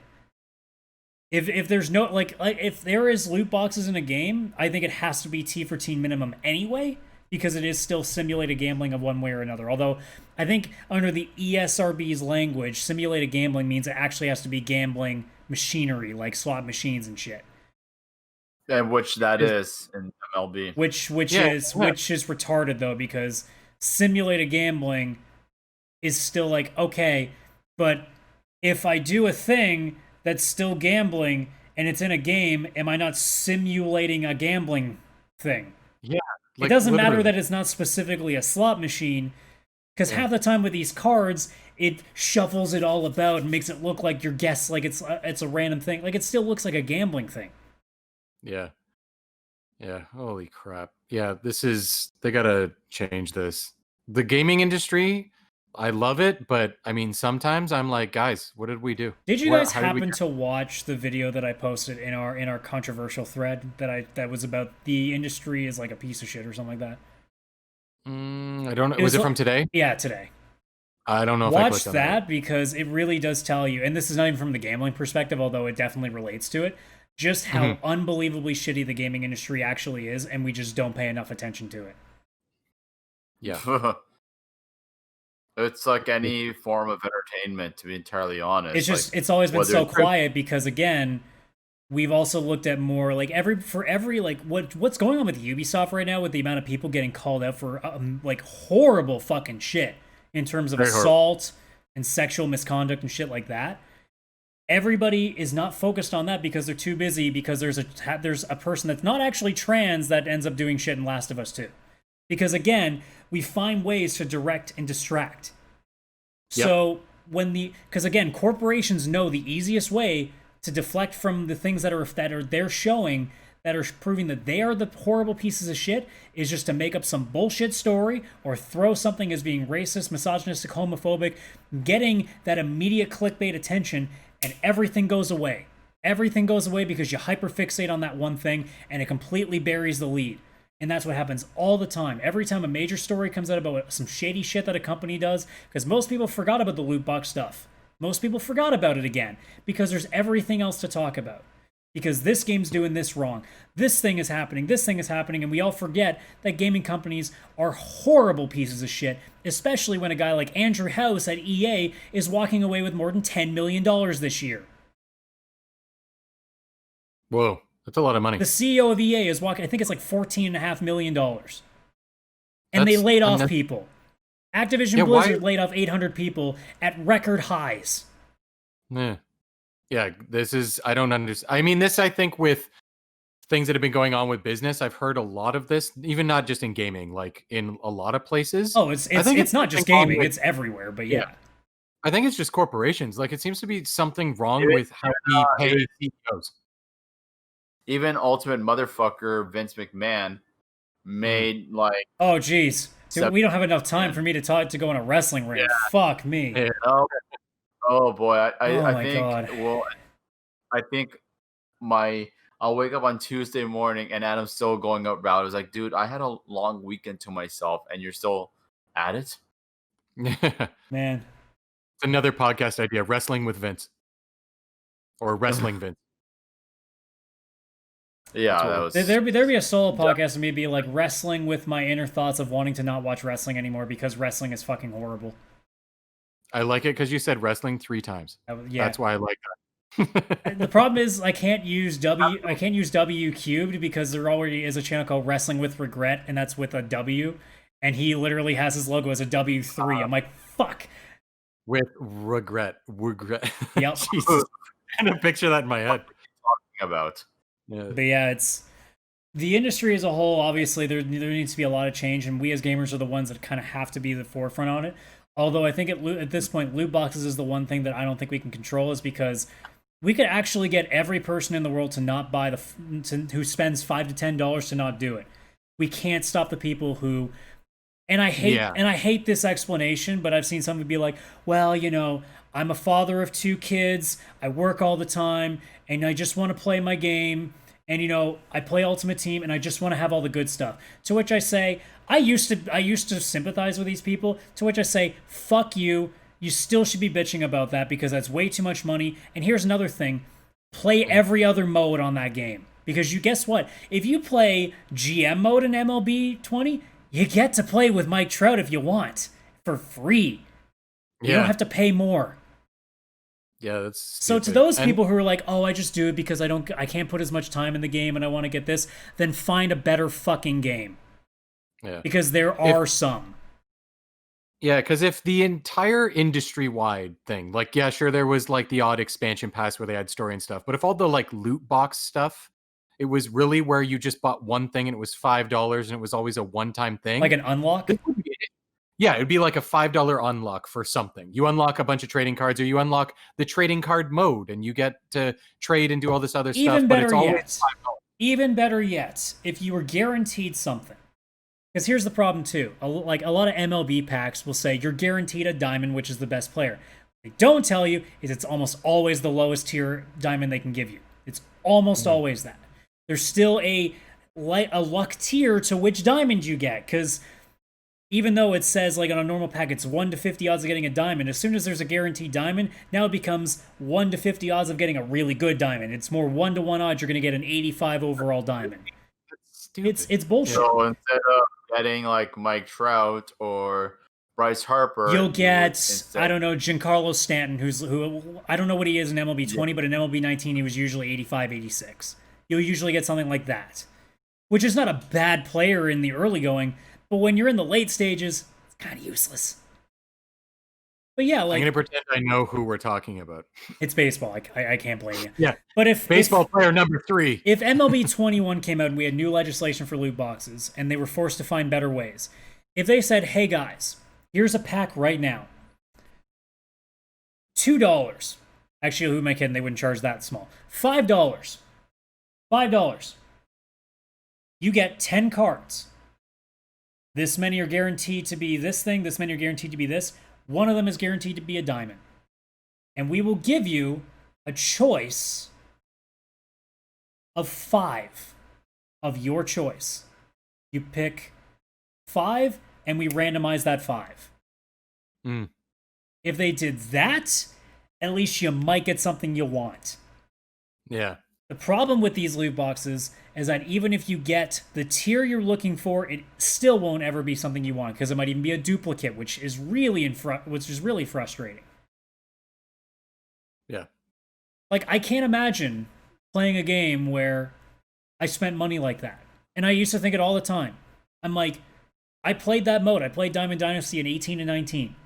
And I played the community market to make my currencies. And by the time that I finished both 18 and 19, and eventually I didn't move on to 20, I'd finished the live active rosters. So I had all the best players, not counting anything they added in later. But I had all of it. And it took a little bit of work. But you know what it didn't take? Extra fucking money. because Yeah. I already put the money in, and I shouldn't have had to put more money in. And if it takes legislation from the government to force that they either cannot do that practice or they have to make it that it's an adult-only game, because that's what it would have to be, because mature is 17. Adult-only is 18 plus, which is what the gambling age is. Then they would stop doing that practice, because there is no goddamn way Madden, FIFA, NHL, NBA, or MLB would ever sell a game that's adult-only, because they would make fuck all for money. Yeah.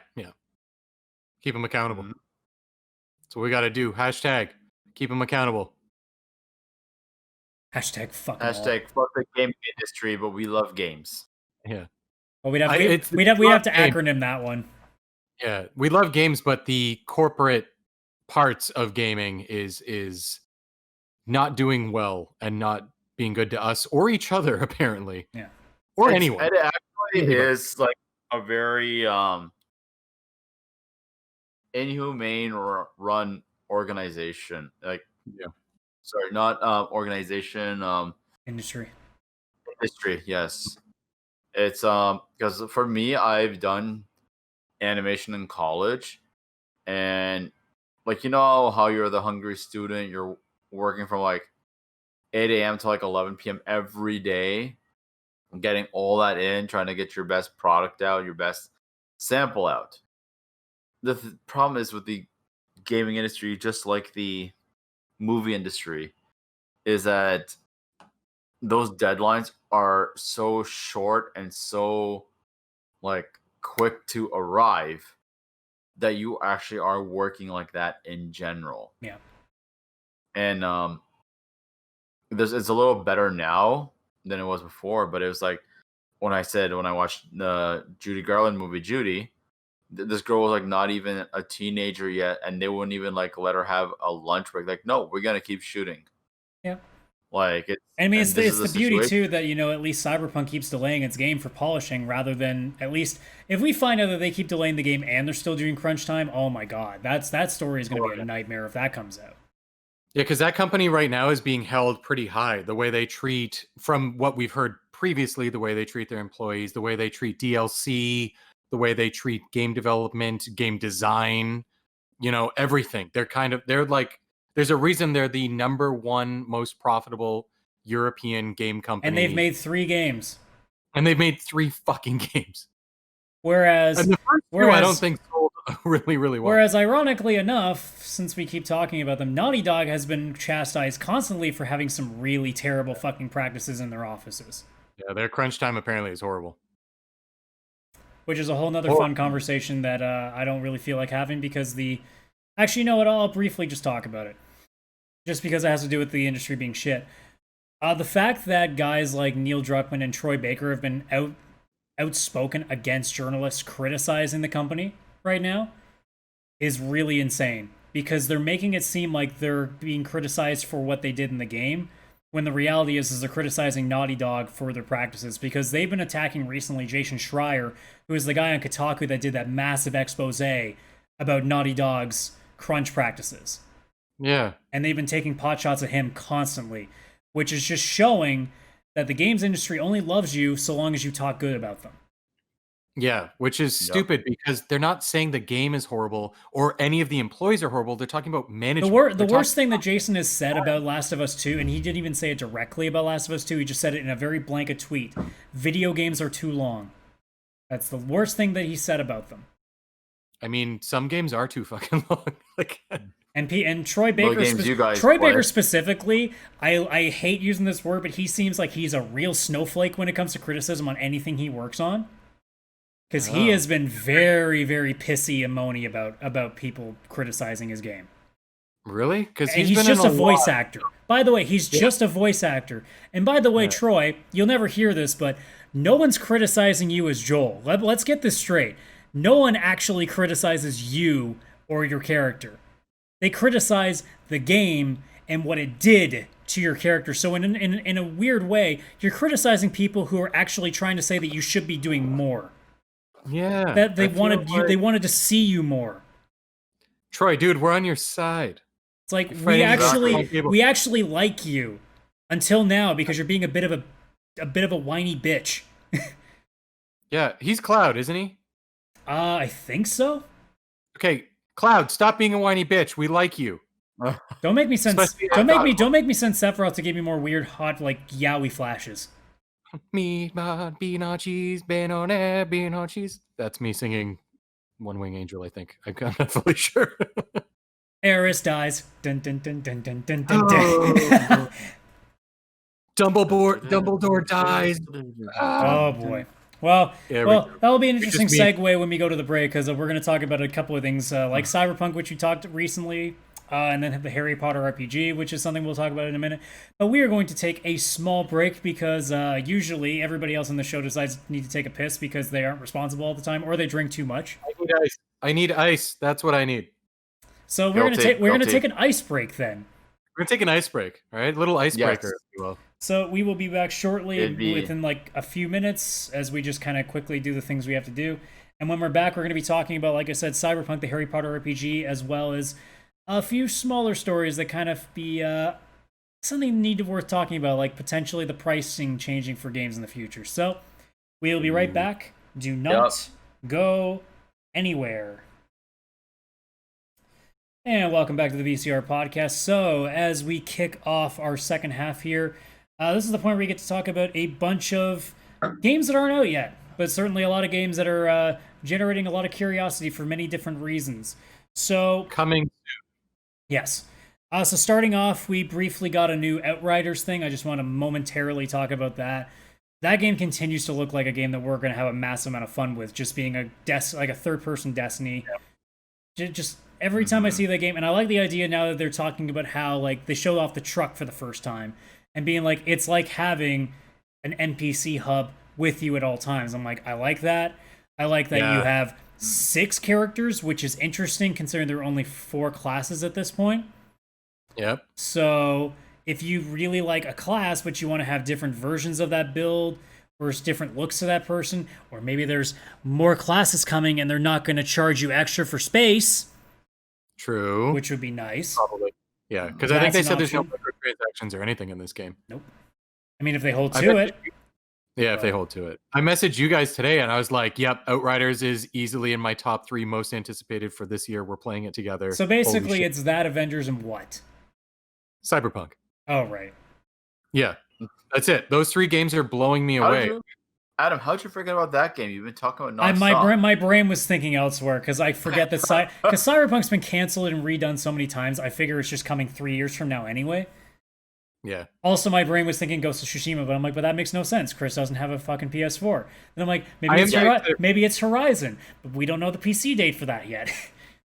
Summer 2020. Honestly, I was hoping it was during the Steam Summer Sale would appear. Even if there was no sale or 10% off for a launch, I was going to buy it and play it right away. That was going to be my thing, but it just hasn't come out yet. So, but yeah, I mean, it's definitely, Outriders is definitely a game that the more and more I see of it, the more that I'm like, okay, this is literally Destiny again, just in third person. The question now will become, does it do the same things wrong that Destiny did? And I don't know. Least, it seems like at least from what I've seen, it looks like they're avoiding some of the early mistakes. I don't know the early mistakes of Destiny because I still haven't played. Lack of content and drops being really, really hard to get. Oh, it seems like they've definitely got good content to start.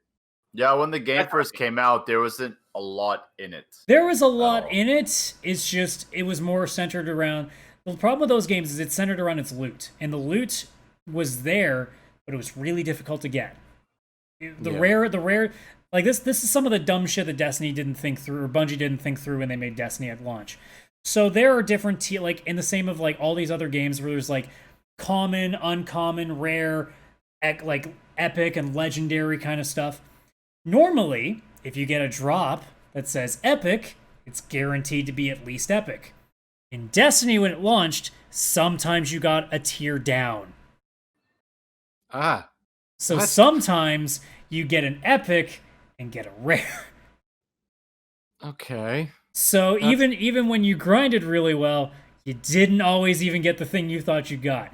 That was a weird thing when that game came out. I mean, I hope this Outriders game is fantastic. I don't care about the grindiness as long as it's fun. Not and to we're gonna mention all- too, like most of us aren't going to be playing it to play it for 1,000 hours. We're more just playing it for something fun to do together. If it was 1,000 hours, my backlog would actually manifest into a person and then murder me. If it hasn't already, it might even be your backlog talking to us right now. How do we know? That's a good point. Christopher, it is me, your backlog. Why I does have this come robot to sound like he's been kill plugging you. his nose? So he's talking like this because apparently Because robots he's a can't breathe. Wait, robot. I guess it makes sense because robots don't eat noses don't or breathe. breathe. I think Where they could is this be- other robot? I want to kill this other robot before I kill Christopher. Madden. Oh god, some of my Iron- games in my backlog are Iron from. Madden. That's probably why it sounds like that. It's 90s robot. Oh god. But Outriders is. I want it. I just want it. Yeah, Outrider sounds much better than a 90s robot. True. It seems like so. There's no microtransactions. It's like not. It's like a games as a service, but not because they said it's not a game as a service. It's going to be all available right from the get go. I think they may add to it. They but have what they consider to be a full game, unlike a lot of these games, which are a half game with the rest of it to come. Because they said if you do one character, it should take you anywhere between 20 to 30 hours just to finish everything with one character. Yeah. Which means if you want to do all the classes, that's probably 100. That could be 100 hours.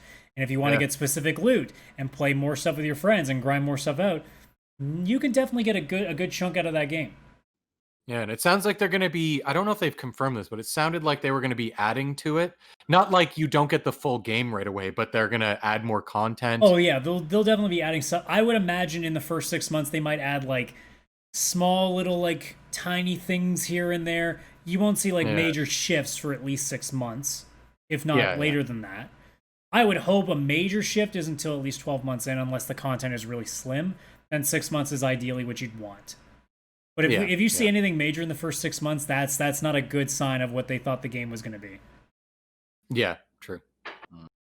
Absolutely. Ideally, they just add like more weaponry, maybe some more customizable skins and costumes and outfits, maybe a few like tiny like exploration missions in there.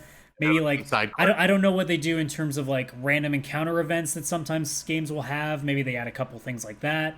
You never know. But as long as it's not like relatively story changing stuff, that would be not ideal early on anyway. Yeah, not early on, no. Is there going to be a campaign in this game at all? That is the game. Like the game is a PvE multiplayer campaign basically. Yeah. So it's co-op, but it's just you can do it solo with friends. It's essentially what we've been seeing with the Avengers War Table stuff, where there's just a lot of missions that have an overarching story that you just play periodically. Yeah, oddly enough, they're not too similar, but kind of similar. Like if you think about they're both Destiny-like games. It's just they're doing their own thing. They're both Square Enix, aren't they? Because Crystal Dynamics is Square Enix. Yes, actually. Which is interesting. They're really trying. The next game going to be like this: Final Fantasy 16 co-op PvE. Man, I mean, I wouldn't be. Would I be against that? I don't think I would. I would be against it because again, I don't even like the fact that Final Fantasy 14 and 11 are Final Fantasy games. Yeah, I think they should have. This is my hot take. An online Final Fantasy game can have Final Fantasy in the title, but it never should have been one of the numbered series. Yeah, numbered series. Yeah, good point. 11 and 14 should have been single-player epics like they always have been. It's very weird because Final Fantasy Crystal Chronicles exists. Final Fantasy Tactics exists. Yeah. They're not Final Fantasy 8s or 15s or 21s, but the online games apparently it's a weird thing, I guess. Why isn't it just called Final Fantasy Online? When you they think could have about just done that, honestly. Yeah, and then it'd be Final Fantasy Online 1, Final Fantasy Online 2. I mean, that's basically what Phantasy Star did. Yeah, boom. Yeah, that's 100% what they did, and it worked. I mean, minus the launch on Xbox. I mean, FF14 and FF02, same syllables. Yeah, and you could do the Roman numerals for the 2. Fuck it, like who cares? It'd be great. No, but then we'd have to make sure that we miss like 4 games, so that way we still have FF03, but it's actually FF06. Now that you've played FF01, it's time for FF04. It's like, wait, what? What happened to the other? What the fuck? So when if like when all the kids when they make a street name for it, be like, yo, you playing Fo tonight or Foo? I could go for some pho right now. I could go for some pho right now, especially while watching fucking Yakuza game food. It just makes me want like noodle bowls. Yeah, and, this has now become the "Oh my god, I'm so hungry" podcast. yeah. I think I ate. I don't know. Well, the one night we just talked about dessert for like a half hour. We talked about McDonald's for almost an hour of the one show. Don't bring up McDonald's. Don't do it. Oh, I needed some this. It's okay. It's today. okay. We're gonna be going to the bar on the weekend. Just hang in there for a couple more days. No, I needed it today. I was in the best shape today. somebody had a Canada day. Yeah. Oh, Canada. Oh, Canada. But yeah, But Outriders is definitely interesting. We got another Cyberpunk stream, or I guess technically it's first series stream that they've been doing.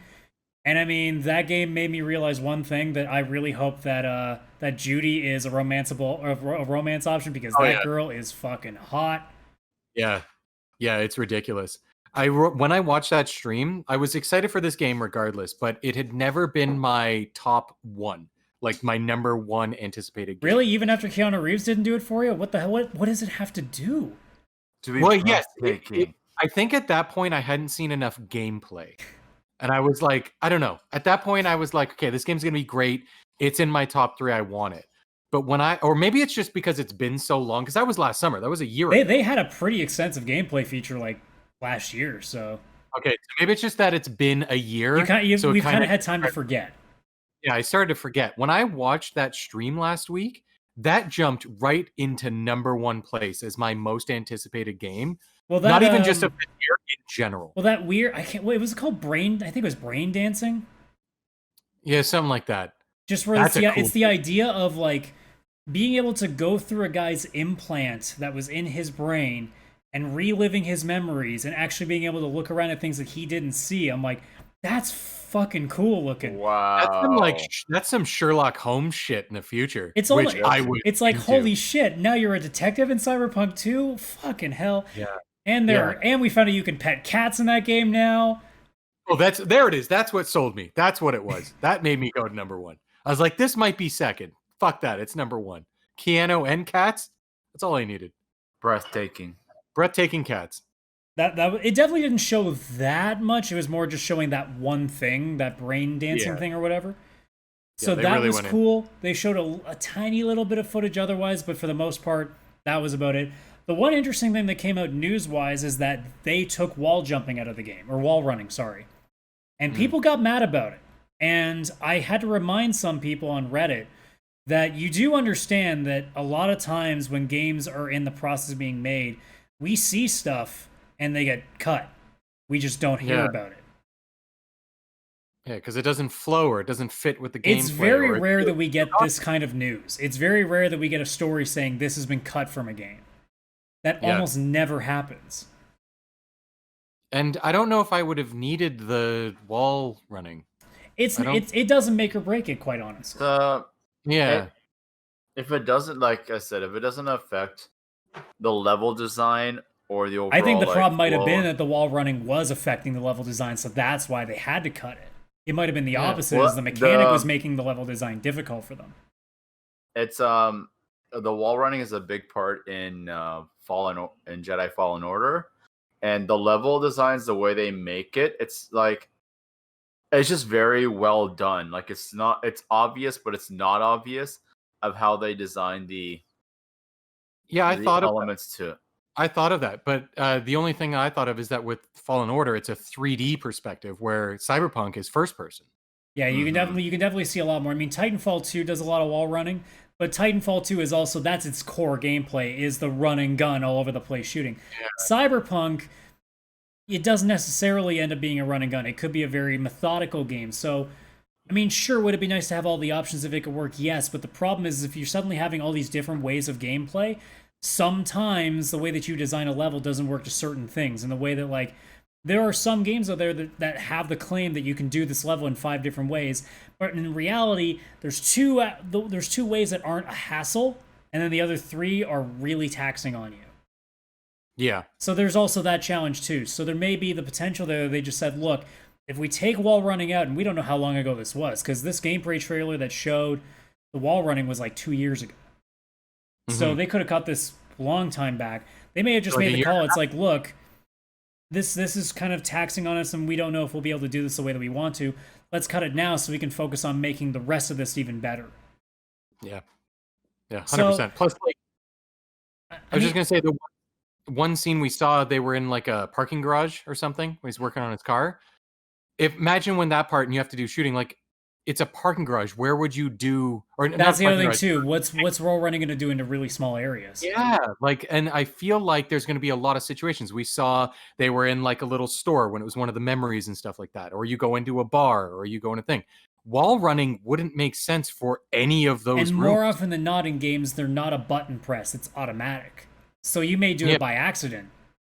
Yeah, which won't make sense. And I feel like for the setting, and I'm picturing other cyberpunk like genres like Blade Runner and Altered Carbon on Netflix and stuff like that. Like, they're all movies and stuff, but at no point would have wall running made sense. It's if we're talking like robots, they might do that shit, but you're not. Yeah, but you're not. And I don't know. I feel when I heard it was being removed, not one part of me was upset. I was like, cool. I didn't even remember that was in there.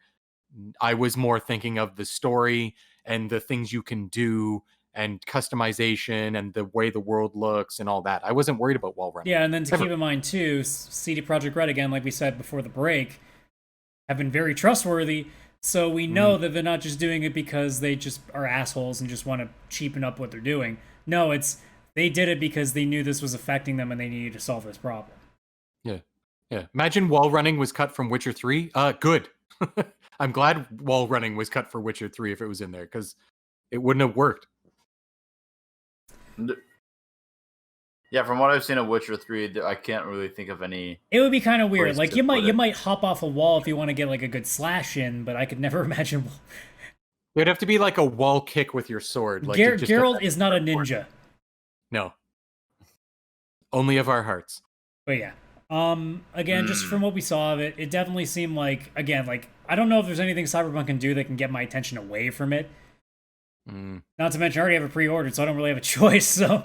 This is also true. Yeah, no, the game looks fantastic. I'm super excited. It's like a unique story, a unique world.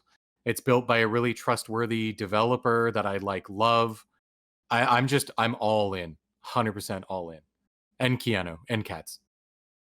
And then we have... It's taking your breath away. It's breathtaking. And then we have two games as well that we know nothing of, but we just know that they exist. Are they rumored or confirmed? I was actually wondering. I don't. Harry Potter one is basically confirmed. I don't think the Suicide Squad is, but I think it's pretty much implied at this. I think it's pretty much implied that both are. It's just we haven't seen the official announcements yet. Well, yeah. Harry Potter. They're saying it's coming out in 2021, so next year. So. But I don't think Warner Bros. That game exists. I don't think Warner Bros. Has officially said it though. I think it's just people have said this is what we hear. Yeah, the developers haven't confirmed it yet, but it's like really reliable. And also, this game has been known about for a while now, so it's not surprising anybody who's been keeping up with rumors. Yeah, I do remember. It's so weird that it's been talked about for such a while. Why? Okay, I'll bite. Why are you putting so much emphasis on the H? Adam being weird. No, you're being a fucking idiot. So let's move on. Weird. Just weird. So let's talk about the Harry Potter game. So but I'm wondering, is it going to be a part of the Harry Potter saga, or is it its own side game? It sounds to me like it is within the universe, but it's your own character. Yeah. So it's happening around the same time. We don't know specifically if it's during, if it's after, if it's before. We don't know. As far as I know, I don't think that's confirmed at all. I know that you can create your own character. So it's definitely within the universe, but it's a matter of when. Yeah, and personally, it really shouldn't be during, because if it's during, that's not a good idea, because why then would you be somebody else and not just Harry Potter? Yeah. Make it either just after or just before. have the odd character that you meet or whatever, and it references what's going to happen. But what I think as well, a problem I see with this is that with the entire, I think I'm the only one here who's seen the entire Harry Potter saga. No. I You've haven't. seen them all? Yeah. Okay. There you go. So you All right. both have. So Chris is the one who hasn't, but he knows he's quite knowledgeable of it.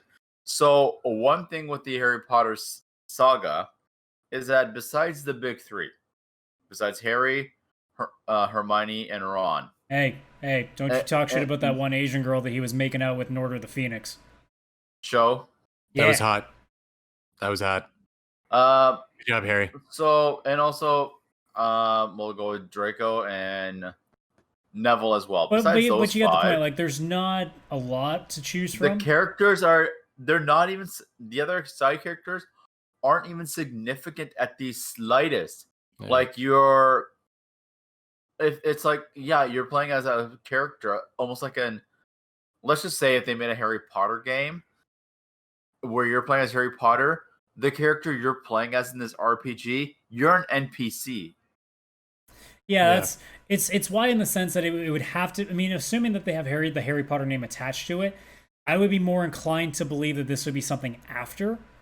I think it would be really interesting. It would be really interesting if they said, okay, this is Hogwarts well after Voldemort, and you could even pull the fast one on people and be like, because it's its own fiction, it's its own thing now, because J.K. Rowling is nowhere to be fucking found on this thing because people are staying the fuck away from her right now. Yep. In fact, there are people on the development team that are fucking afraid of having their name attached to this project right now. That's how fucking terrified they are. I think it's a little stupid, but it is what it is. I think people have the right to be a little bit. Or not the Harry Potter universe. I don't think people are going to slight them for Harry Potter because we still like the license, but we hate the person that wrote them now. Yeah. Yeah. And kind of like Star Wars. I'm kidding. We don't hate George Lucas. We just don't trust him. But I mean, like, I would be inclined to believe that it would make more sense. And you could pull a fast one by saying, hey, some of the original cast are now teachers at the school. Yeah, they could do that. Like, you could have fun with it. I think it'd be cool if they did it before Harry arrives at Hogwarts. Like, it takes place during all that time where Voldemort's off growing or whatever the fuck he does. My only issue with that is that in that case, don't attach the Harry Potter name to it. Yes. Then you would call it like Hogwarts or something. Yeah. Wizarding with the Wizarding World. Now we don't actually know what the name of the game is, but I'm just saying if they attach a Harry Potter name to it, then he better be in that game. And I'm not talking like tail end of the game. Here he is coming to school for the first time, or like maybe you were with Hagrid the whole time watching over him. I don't fucking know. But no, they could do it where Harry's still a baby, and it's the whole thing where Voldemort attacks Harry as a baby, and that ties into the story. So it's like a prequel to Harry Potter. You play as his parents. Oh, shit. No, not as his parents. Well, that'd be kind of cool. No, you're like a student, and you're with Hagrid, and just going, and Voldemort turns and tries to go against the parents. That would be a really dark way to go, though. It's like you end up playing like without knowing, you ended up playing as like the father or the mother, and the game ends with you getting killed by Voldemort. Yeah. Like that would be a hell of an ending for a game. Or you're there and you have a choice: save or kill the baby. And that, like, it goes dark, and then the game ends. Oh, so you're actually Tom Riddle the whole time. Okay. Yes. Or his personal assistant, NPC. So, I think that it's probably like you're saying, Adam. It's not even a Harry Potter titled game. It just takes place in the Harry Potter universe. So it could be a prequel. It could be a post Voldemort storyline. I just don't want it during. I think we've seen enough Harry Potter of that story. I don't think we need a retelling. Fitting it in. Yeah. You don't need to fit stuff into stories. Make your own stories in the same universe. There better be Quidditch too. Oh, there will be. There has to be. I am surprised there hasn't been like EA hasn't hoarded on a Quidditch license. Probably because J.K. Rowling doesn't know what video games are. Quidditch 21 now with. I mean, they did make one Quidditch game. They did make Quidditch World Cup for I think it was like GameCube era. Yeah, I think it was like PS2, PS1. It was definitely GameCube era, so it was definitely like PS2 and Xbox. Yeah, Xbox, PS2. Yeah, and it was all right. They did that. They never made a Blitzball game, so I'm still pissed about that. Oh, damn it. They would pull. Yeah. You know what? There's going to be Quidditch in the Harry Potter RPG, but they're going to pull a fucking fast one on us and do what Final Fantasy X was. It'll be like a simulator, or it'll be like a card game. Oh yeah, you go to play Quidditch, but you play cards. Yeah, it'll be that. something like that. I wouldn't even be mad. I love when there's cards in games. I'm totally on board. But yeah, like going all the way back to the game itself, like I was intrigued the second that the test footage was leaked, because I thought if there would be any cool idea, a Dragon Age kind of RPG game with Harry Potter would be really fucking neat, because you can do a lot with that in terms of the spell casting. Yeah. Now, granted, I don't know how you do combat. It would literally have to just be spells, so maybe it's more like a third-person action game, kind of like what a Mass Effect is. And either in which case, like, a BioWare kind of RPG with Harry Potter, that sounds fucking really interesting, and that's what got my attention. Well, if we do BioWare and it's like Dragon Age or Mass Effect, then as this wizard, you better be able to romance and fuck everybody, because that's the only way you're making a true BioWare game. And that's what I want. It's 2020, guys. You might be able to romance the unicorns. You have a point. Yep. You know what? In 2020, you could go to Unicorn and say, "But I am a unicorn on the inside." Yes. Maybe your custom character could identify as a unicorn. You could just actually make yourself be a unicorn. I mean, it's 2020. I want to identify as somebody not living in 2020. That's my thing right now. I want to be an avatar. So Adam is now a corpse. No, I might just be me in 2021, perhaps. Oh, you identify as yourself in the future. I like it. So you're going back to the future. No, I'm just going to the future. Yeah, just do the. He's not going back. There's no back. Because he didn't come from the future and then came back and got to go back. Yes. But anyway, this is stupid. This is stupid. Speaking of things that are Suicide Squad. I was going to say, speaking of stupid. Yeah. So apparently the next Rocksteady game is going to be Suicide Squad, which I don't know how I feel about still. I'm wondering if with this game, if it's a co-op online only game, which seems like a cool idea. It could be like you're on suicide missions, kind of like Avengers in a sense with what they're doing. I don't know if it would be it would be that kind of mechanics, but it could be like an Arkham game but multiplayer, which could be interesting. But also, I'm wondering if you're only playing as one character at a time or multiple at a time. If you can do the thing what they're doing with Final Fantasy VII, the remake, where you can switch between characters mid-battle. Well, the problem with that is if they're doing it in the Arkham style, you could do it, but it would also be very weird, and you'd have to hope the AI doesn't suck, which is always a problem with those kind of games.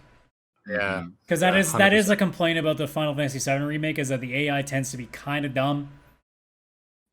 I'm thinking it's possible they'll do it, but certain missions require a certain character. But when you're in the open world, you can choose which suicide character you want to be, and you can move around. Maybe. I mean, we're gonna assume that this is the thing. I'm open to the idea just because Rocksteady has been more often than not making good games apart from Arkham Origins. Even did they make Arkham Origins wasn't bad. Well, it was in the the reason too is they didn't even make it. That's I just realized that too. I'm like, wait, that's the only game they didn't make. So they actually have a good track record. But even with Arkham Origins in general, it actually had a really good story. It just it was very it was dated Arkham gameplay essentially. Either way, like Rocksteady has shown to us that they can at least make good games and can make good story. Mm-hmm. So can they take something that right now has kind of a shitty aftertaste to it right now? Yeah, they could. They probably could. I think they could. I don't think they'll use the movie. I think they've created their own universe with the Batman games. And I think that they can't continue with the Batman games just because of the way Arkham Knight finished. They could still tie Suicide Squad in. Yeah, they could just make it at Suicide Squad is they're the new heroes. There will not have any. It's going to be its own entity, just like the Arkham games are separate from the Dark Knight movie series. No. I'm not talking the movies to the games. I'm talking like the shared universe of the games. I'm talking they could make Suicide Squad have something to do in the same timeline as the Arkham games. Yeah, but they're starting a new Batman game as well, which I don't think they should continue the Arkham series because it's finished, it's over with. Like, start a completely brand new. Well, they could put it in. Batman It doesn't even series. have to be a sequel to it. It could always be like during this time. Like, let's say they can connect it to Arkham City and just be like, hey, this was going on while Batman was dealing with this shit. Yeah. Or it could be that both of these games take place after Arkham Knight. One's from the perspective of Suicide Squad, and one's after Nightwing, but he's doing a whole Batman Beyond kind of thing. I don't know. That's always Like possible.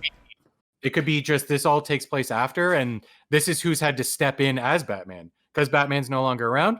Suicide Squad's trying, and somebody else is trying. I don't know. Who knows? It's just, I think the biggest thing that a lot of people were saying right away is just, of all the things to pick, Suicide Squad?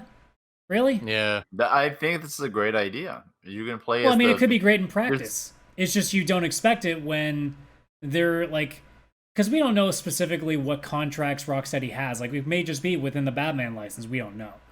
But a lot of people Probably. are thinking like, dude, why the fuck aren't you making a Superman game? Or why aren't we making a Wonder Woman game? Why aren't we making a Green Lantern or a fucking Flash game? Like, why is it specifically still keeping within Batman? Like, I think people were just, and I'm not saying it's wrong that they picked Suicide Squad. I'm just saying I get why a lot of people were put off because there's so much else you can do. And Yeah. it feels like they're going to something much smaller because people are so used to this big overarching story with Batman, and now all of a sudden we're going to what seems like it would have to be pretty small in comparison. Wonder Woman would have been good. Oh, What is that? I think Chris is having a bomb threat. Great. He broke something. Chris, get the hell out of Nakatomi Towers. Uh-oh. Yeah. So, Chris is in Nakatomi Towers, and a bunch of shady German men just walked in. Either that or I'll take a bet. Somebody's cooking in the other room and the smoke detector might have gone off. No, it's for the whole building. Oh! It's for How the long do these things last? Until they make an announcement of the fire department's on the way, and they're going to go check whatever car on the second floor of the parking garage was left on too long or whatever that set it off. Oh, God. Yeah, So- we don't have until they tell us you should leave. Oh, see, they've already kind of turned it off and moved it only to the hallway. No, that's Can you guys still it's hear gone. that? It's still going, but it's only in the It's faint, so I mean you may have to just keep muting yourself until you gotta go. Yeah, if anything happens, I will hit mute again. But yeah. All right. And we're back from. But I mean, like We're I back from our said, sponsors. I don't hate the idea. In text, I'm a little weirded out. And this is the problem with rumors too, because you hear all these things and you go, why? But then obviously, if the trailer comes out, we'd see it and be like, oh, okay, no, that looks pretty cool. So I think this is one of those things where it's like, okay, we'll wait and see. But isn't it a little bit strange that this is what they picked? If that's the case. I mean, look, if it's a game where you get to play as Harley Quinn and go fucking crazy, or Deadshot, or whatever else, I'm fucking down. Don't go and get me wrong. I think what's it called? Deadshot and Harley are going to be like the main focuses of the game, and it could be one of those stories where they're after a Joker, and also this is a golden opportunity to bring Deathstroke into a game as well. Yeah, because he was awesome in the Arkham games. So his appearances were brief, but they were actually very memorable, even in Arkham Origins. there's definitely a lot of ways they can take it. And you could go Killer Croc and do like the Hulk section of like certain levels and stuff, just like the Avengers games or Avenger game.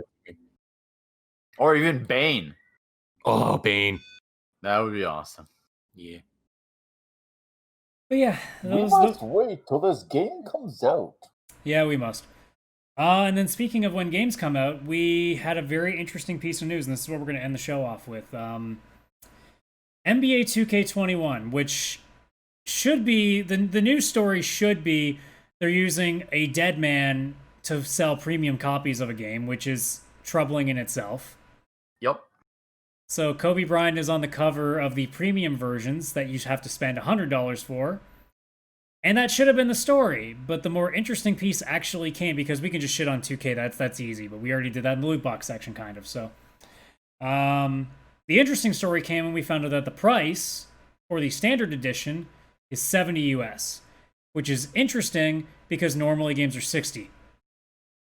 Yeah. So that leads to the idea that in this next They're generation, exploiting. games may Sorry, act. What? No, sorry. You're taking a different tangent than I thought.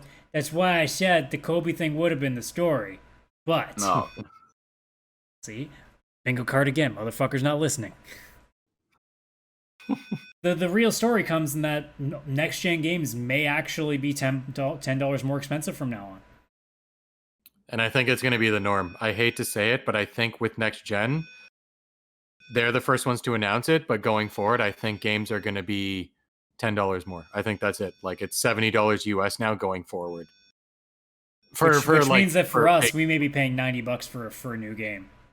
We're going to be paying $89.99. Which just leads more to the credence of, I am going to be let's say this actually is the case.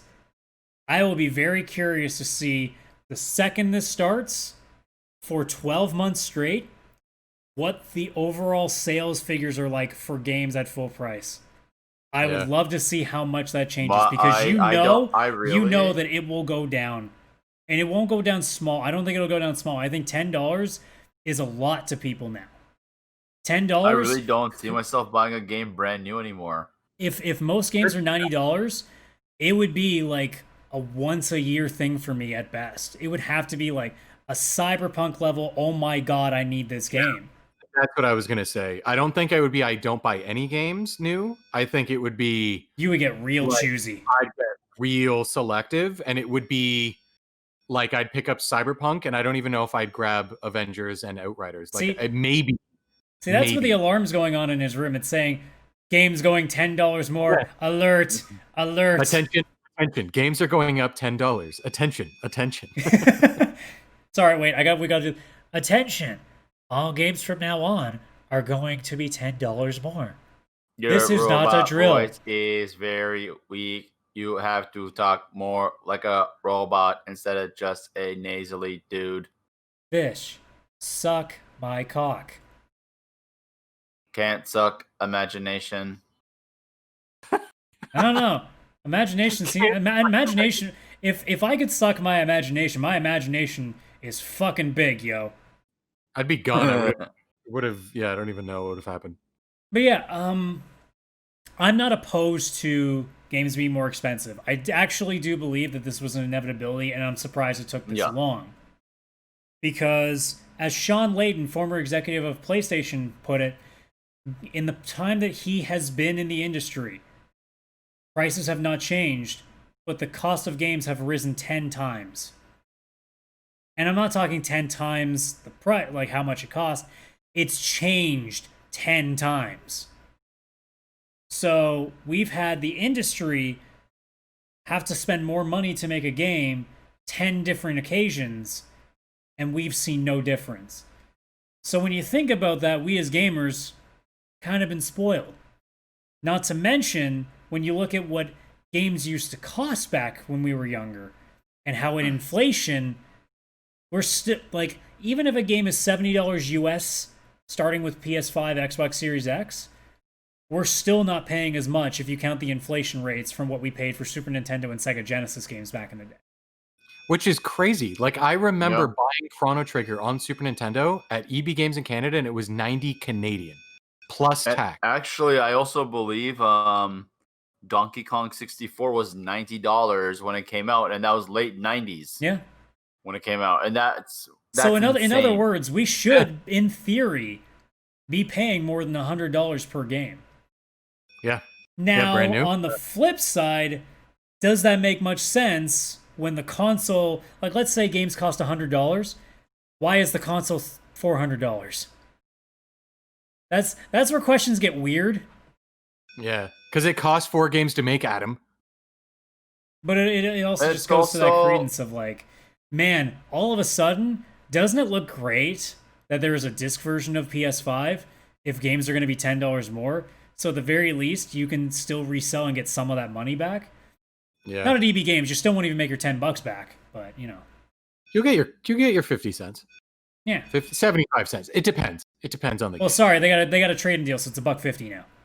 It's also with these with this pricing of gaming, if it's going to increase that substantially, is there going to be less DLC required? No. Yeah. No, that's that part has nothing to do with the other. In all honesty, I don't think that will change anything on that front. Madden will now cost $70 US and will still have the exact same shit that it does. That's, again, going back to what we said before the break, it's going to take legislation to change that. Because I don't think we as gamers are going to put up with... This is the weird part, actually. We as gamers are putting up with DLC. I don't think we'd put up with $10. Which is weird when you really think about it. We're not, like, people are going to get really fucking upset that a game, like, let's even say Horizon 2 will cost $70. They're going to get upset about that. But they're not going to be as upset when a game that used to cost $60 charges you $15 for a season pass of fighting game characters. Yeah. Think about that. This is why we need legislation, because we as gamers don't seem to understand where priorities are supposed to be. Because the thing is, $10 being added to the initial cost of a game, but like the game's fully there. That's just inflation. That's normal. The cost of milk used to be $3.99. Now it's like $4.25. That's just how it fucking goes. But cheeseburgers at McDonald's used to cost 50 cents. Yeah. Like inflation. Toonie Tuesday at KFC used to be a toonie. Yeah, it's like most restaurants used to have value meals, and then the value meal is like $2.50 for a tiny cheeseburger. It's like, that doesn't seem like value anymore. I guess it got louder. Chris muted his mic again. Yeah. So in other words, I think Chris is at the point now where we really should have got him a shirt that says, "Why is everything on fire?" And then Chris, you should have. See, on the video version of this, it's funny because he's laughing his ass off. So if you're on audio, you're not getting a lick of this. But he's gonna have a shirt where it says "Everything's on fire," and then we'll have to make sure we buy him a red strobe light, so when he can turn the lights off in his apartment and have the light going on, so it looks like a red alert. You're gonna have to suffer through the fire alarm for a second, but yes, I need that shirt and everything you just said. Everything. That's awesome. But yeah, it's just that thing, right? Like, does $10 make me upset? No. But does it make me a lot more hesitant to buy a game at full price? 100% yes. Now, granted, that's also because I ain't wealthy. I'm barely making ends meet most months, so $10 is a big deal. In the same vein that, like, you save $20 on groceries one week, that's fucking big. That's what life is for me right now, because not everything. And I know it seems funny saying that as with having a DX Racer chair. I know it sounds funny, but I got this way before, when I wasn't spending nearly as much money as I am now, because I wasn't paying for rent and shit like that. So it's a little bit different. But you had disposable income. Yeah, I had a little more to spend than I do now. That's for damn sure. That's what made getting this PC a big deal, or having the money to save up for a PS5 was a big deal, because it should have taken longer. So it's just one of those weird cases. But again, like, when you really do go back to it and you think about a game costing $10 more for us, $90 for me, it's like, dude, like, I could wait for things to go on sale and get a lot for that same money. And what I hope is that it will mean that companies will have to actually try harder to get that major dollar right from the very beginning. That's my hope, because people can be patient, wait for games to be 25% off, 30% off, 40% off, 50% off, and get more stuff down the line, and not need to get this game right at launch. It's going to force companies to be like, okay, let's stop the bullshit practices. Let's start making games that look like good quality, not just copy and paste of everything, and show stuff rather than just show us cinematic trailers and then claim it's gameplay. Like all the stupid things that we do. So, in a way, not only does $10 extra help the industry, because again, it means that maybe you don't lay off as many, they'll still lay off people, let's not kid ourselves, but it might help some people not lose their job. It might help them, their bottom line, a little bit down the line. Maybe they feel less inclined to make these predatory practices. There are still companies that are not going to change a goddamn thing of it, because, yeah, you might be saving a little bit money, but why cut a little bit out of your profits when you could just make the same amount of money you already are, and now an extra on top of with those $10 extra purchases. So it's hard to say.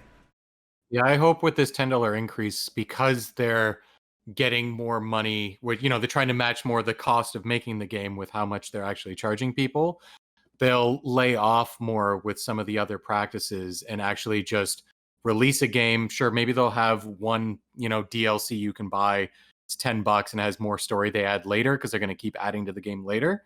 But hopefully, because we're getting closer to their actual cost, it'll make the other bullshit kind of go away a bit. Now, there are going to be companies that still do it. That's never going to change. What you hope is that some companies will feel like, okay, now that we're a little bit offset, maybe we don't have to resort to this. And I think at first they'll be like, oh, cool, now we can charge more and our DLC will just make us more money. But they're going to notice games are, they're not making as much money from the get-go. I mean, what'll probably happen is in the early beginning, they'll and Chris is struggling so hard right now. Oh my God. What'll probably happen is that it'll be status quo right away. It'll be status quo. That won't change. But what'll happen is, like I said, wherever it's maybe 3 months down the road, 6 months down the road, they'll start to notice that all of a sudden games aren't selling as well at launch. And as soon as that starts, then they go realize, oh shit, wait, maybe it's because they know that they're going to have to spend more anyway, so they're going to offset that by waiting a little bit longer for a sale so that they can offset that. Or just straight up, their game's not worth $90 or $70, depending on which currency you're running in. Or in Australia or like New Zealand, where you're paying $120 fucking dollars because they get fucked even harder than we do. Let's not pretend that we get fucked pretty hard here. Australia and New Zealand get fucked super hard. Yup. Yeah. Easily. But yeah, ideally, 6 months down the road, hopefully what $10 extra would mean is that companies feel a little less in need to have to do things like mass DLC and loot boxes and stuff like that. Maybe they'll think, okay, now we've offset some of our costs a little bit better. Hopefully that's what it leads to. And then you couple that with things like the governments around the world slowly but surely taking loot boxes seriously as gambling threats to children.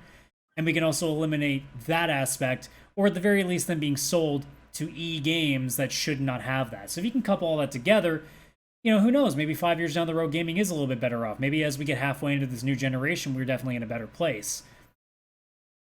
But the gaming industry is kind of shit, so it's hard to say. Yep. I'm going to remain hopeful and think that this $10 extra is going to bring balance to the force. It's going to bring balance. I just wish that, if they're going to increase the price, I get it as well, but I just feel they need to make this increase worth it. Because it's a pretty significant increase, man. I mean, if you really want to look at it technically, it's not even, the question isn't even the value of the game itself, because the game is already worth more than what we're paying. So the $10 more is actually more or less us being, it's like when you do your taxes wrong and the government comes back and says, actually, you owe us this. That's kind of what this is. We technically owe them more money because we should have been paying them more. But the companies knew that we would take unkindly to it, so they've avoided it as long as they could. So in a way, it's not up. It doesn't mean that they have to up the value. In fact, it just means that it's going to mean that all their uncanny practices are going to get under an even bigger microscope. Yeah, like if they increase it $10 and companies still have crunch time and everything, and their employees have to work 60-hour weeks, then clearly something's still wrong, and it had nothing to do with the $10 increase. If Mortal Kombat 12 comes out and it's now $90 and there's still $20 you have to pay to get 6 characters, that's a problem.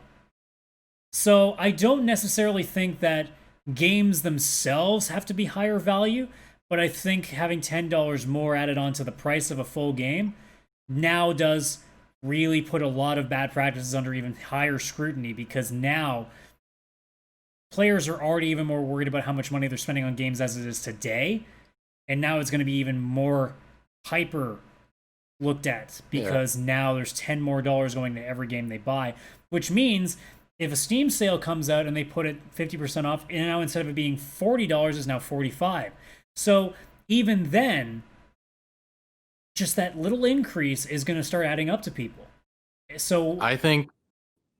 Sorry, go ahead. Just to finish, whenever a game now still does the same things that we're complaining about today, whether it's loot boxes, season passes, day one patches, and all these other things that really do create issues and gamers do not take lightly anymore and are continuing to get more and more upset about, it only gets amplified when they're now paying more for a game.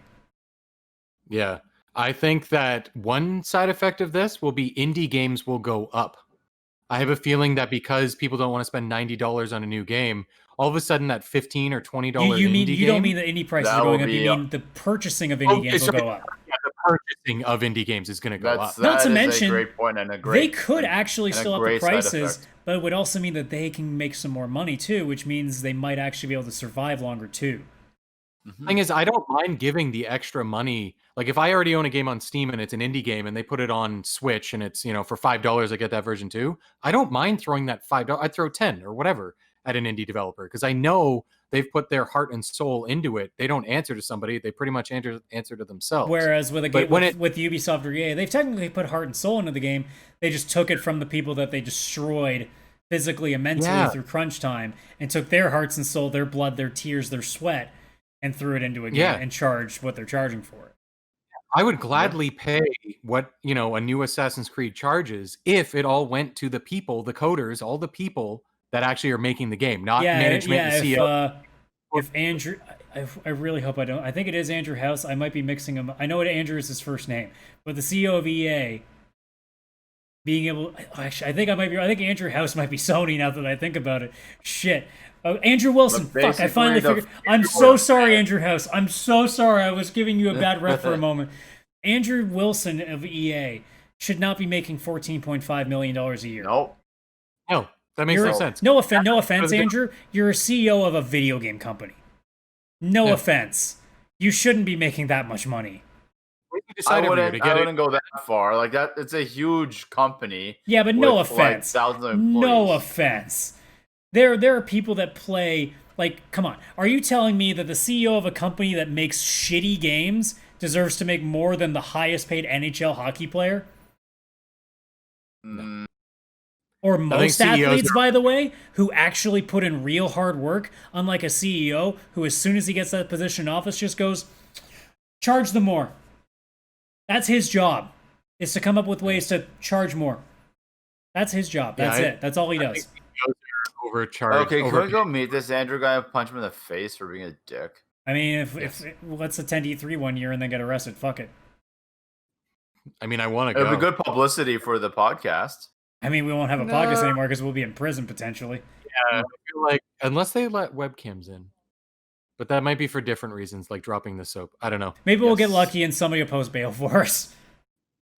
all our followers, please follow us on Patreon. So basically, Chris is covering our bail. All right, good to know. Okay, here's what'll happen.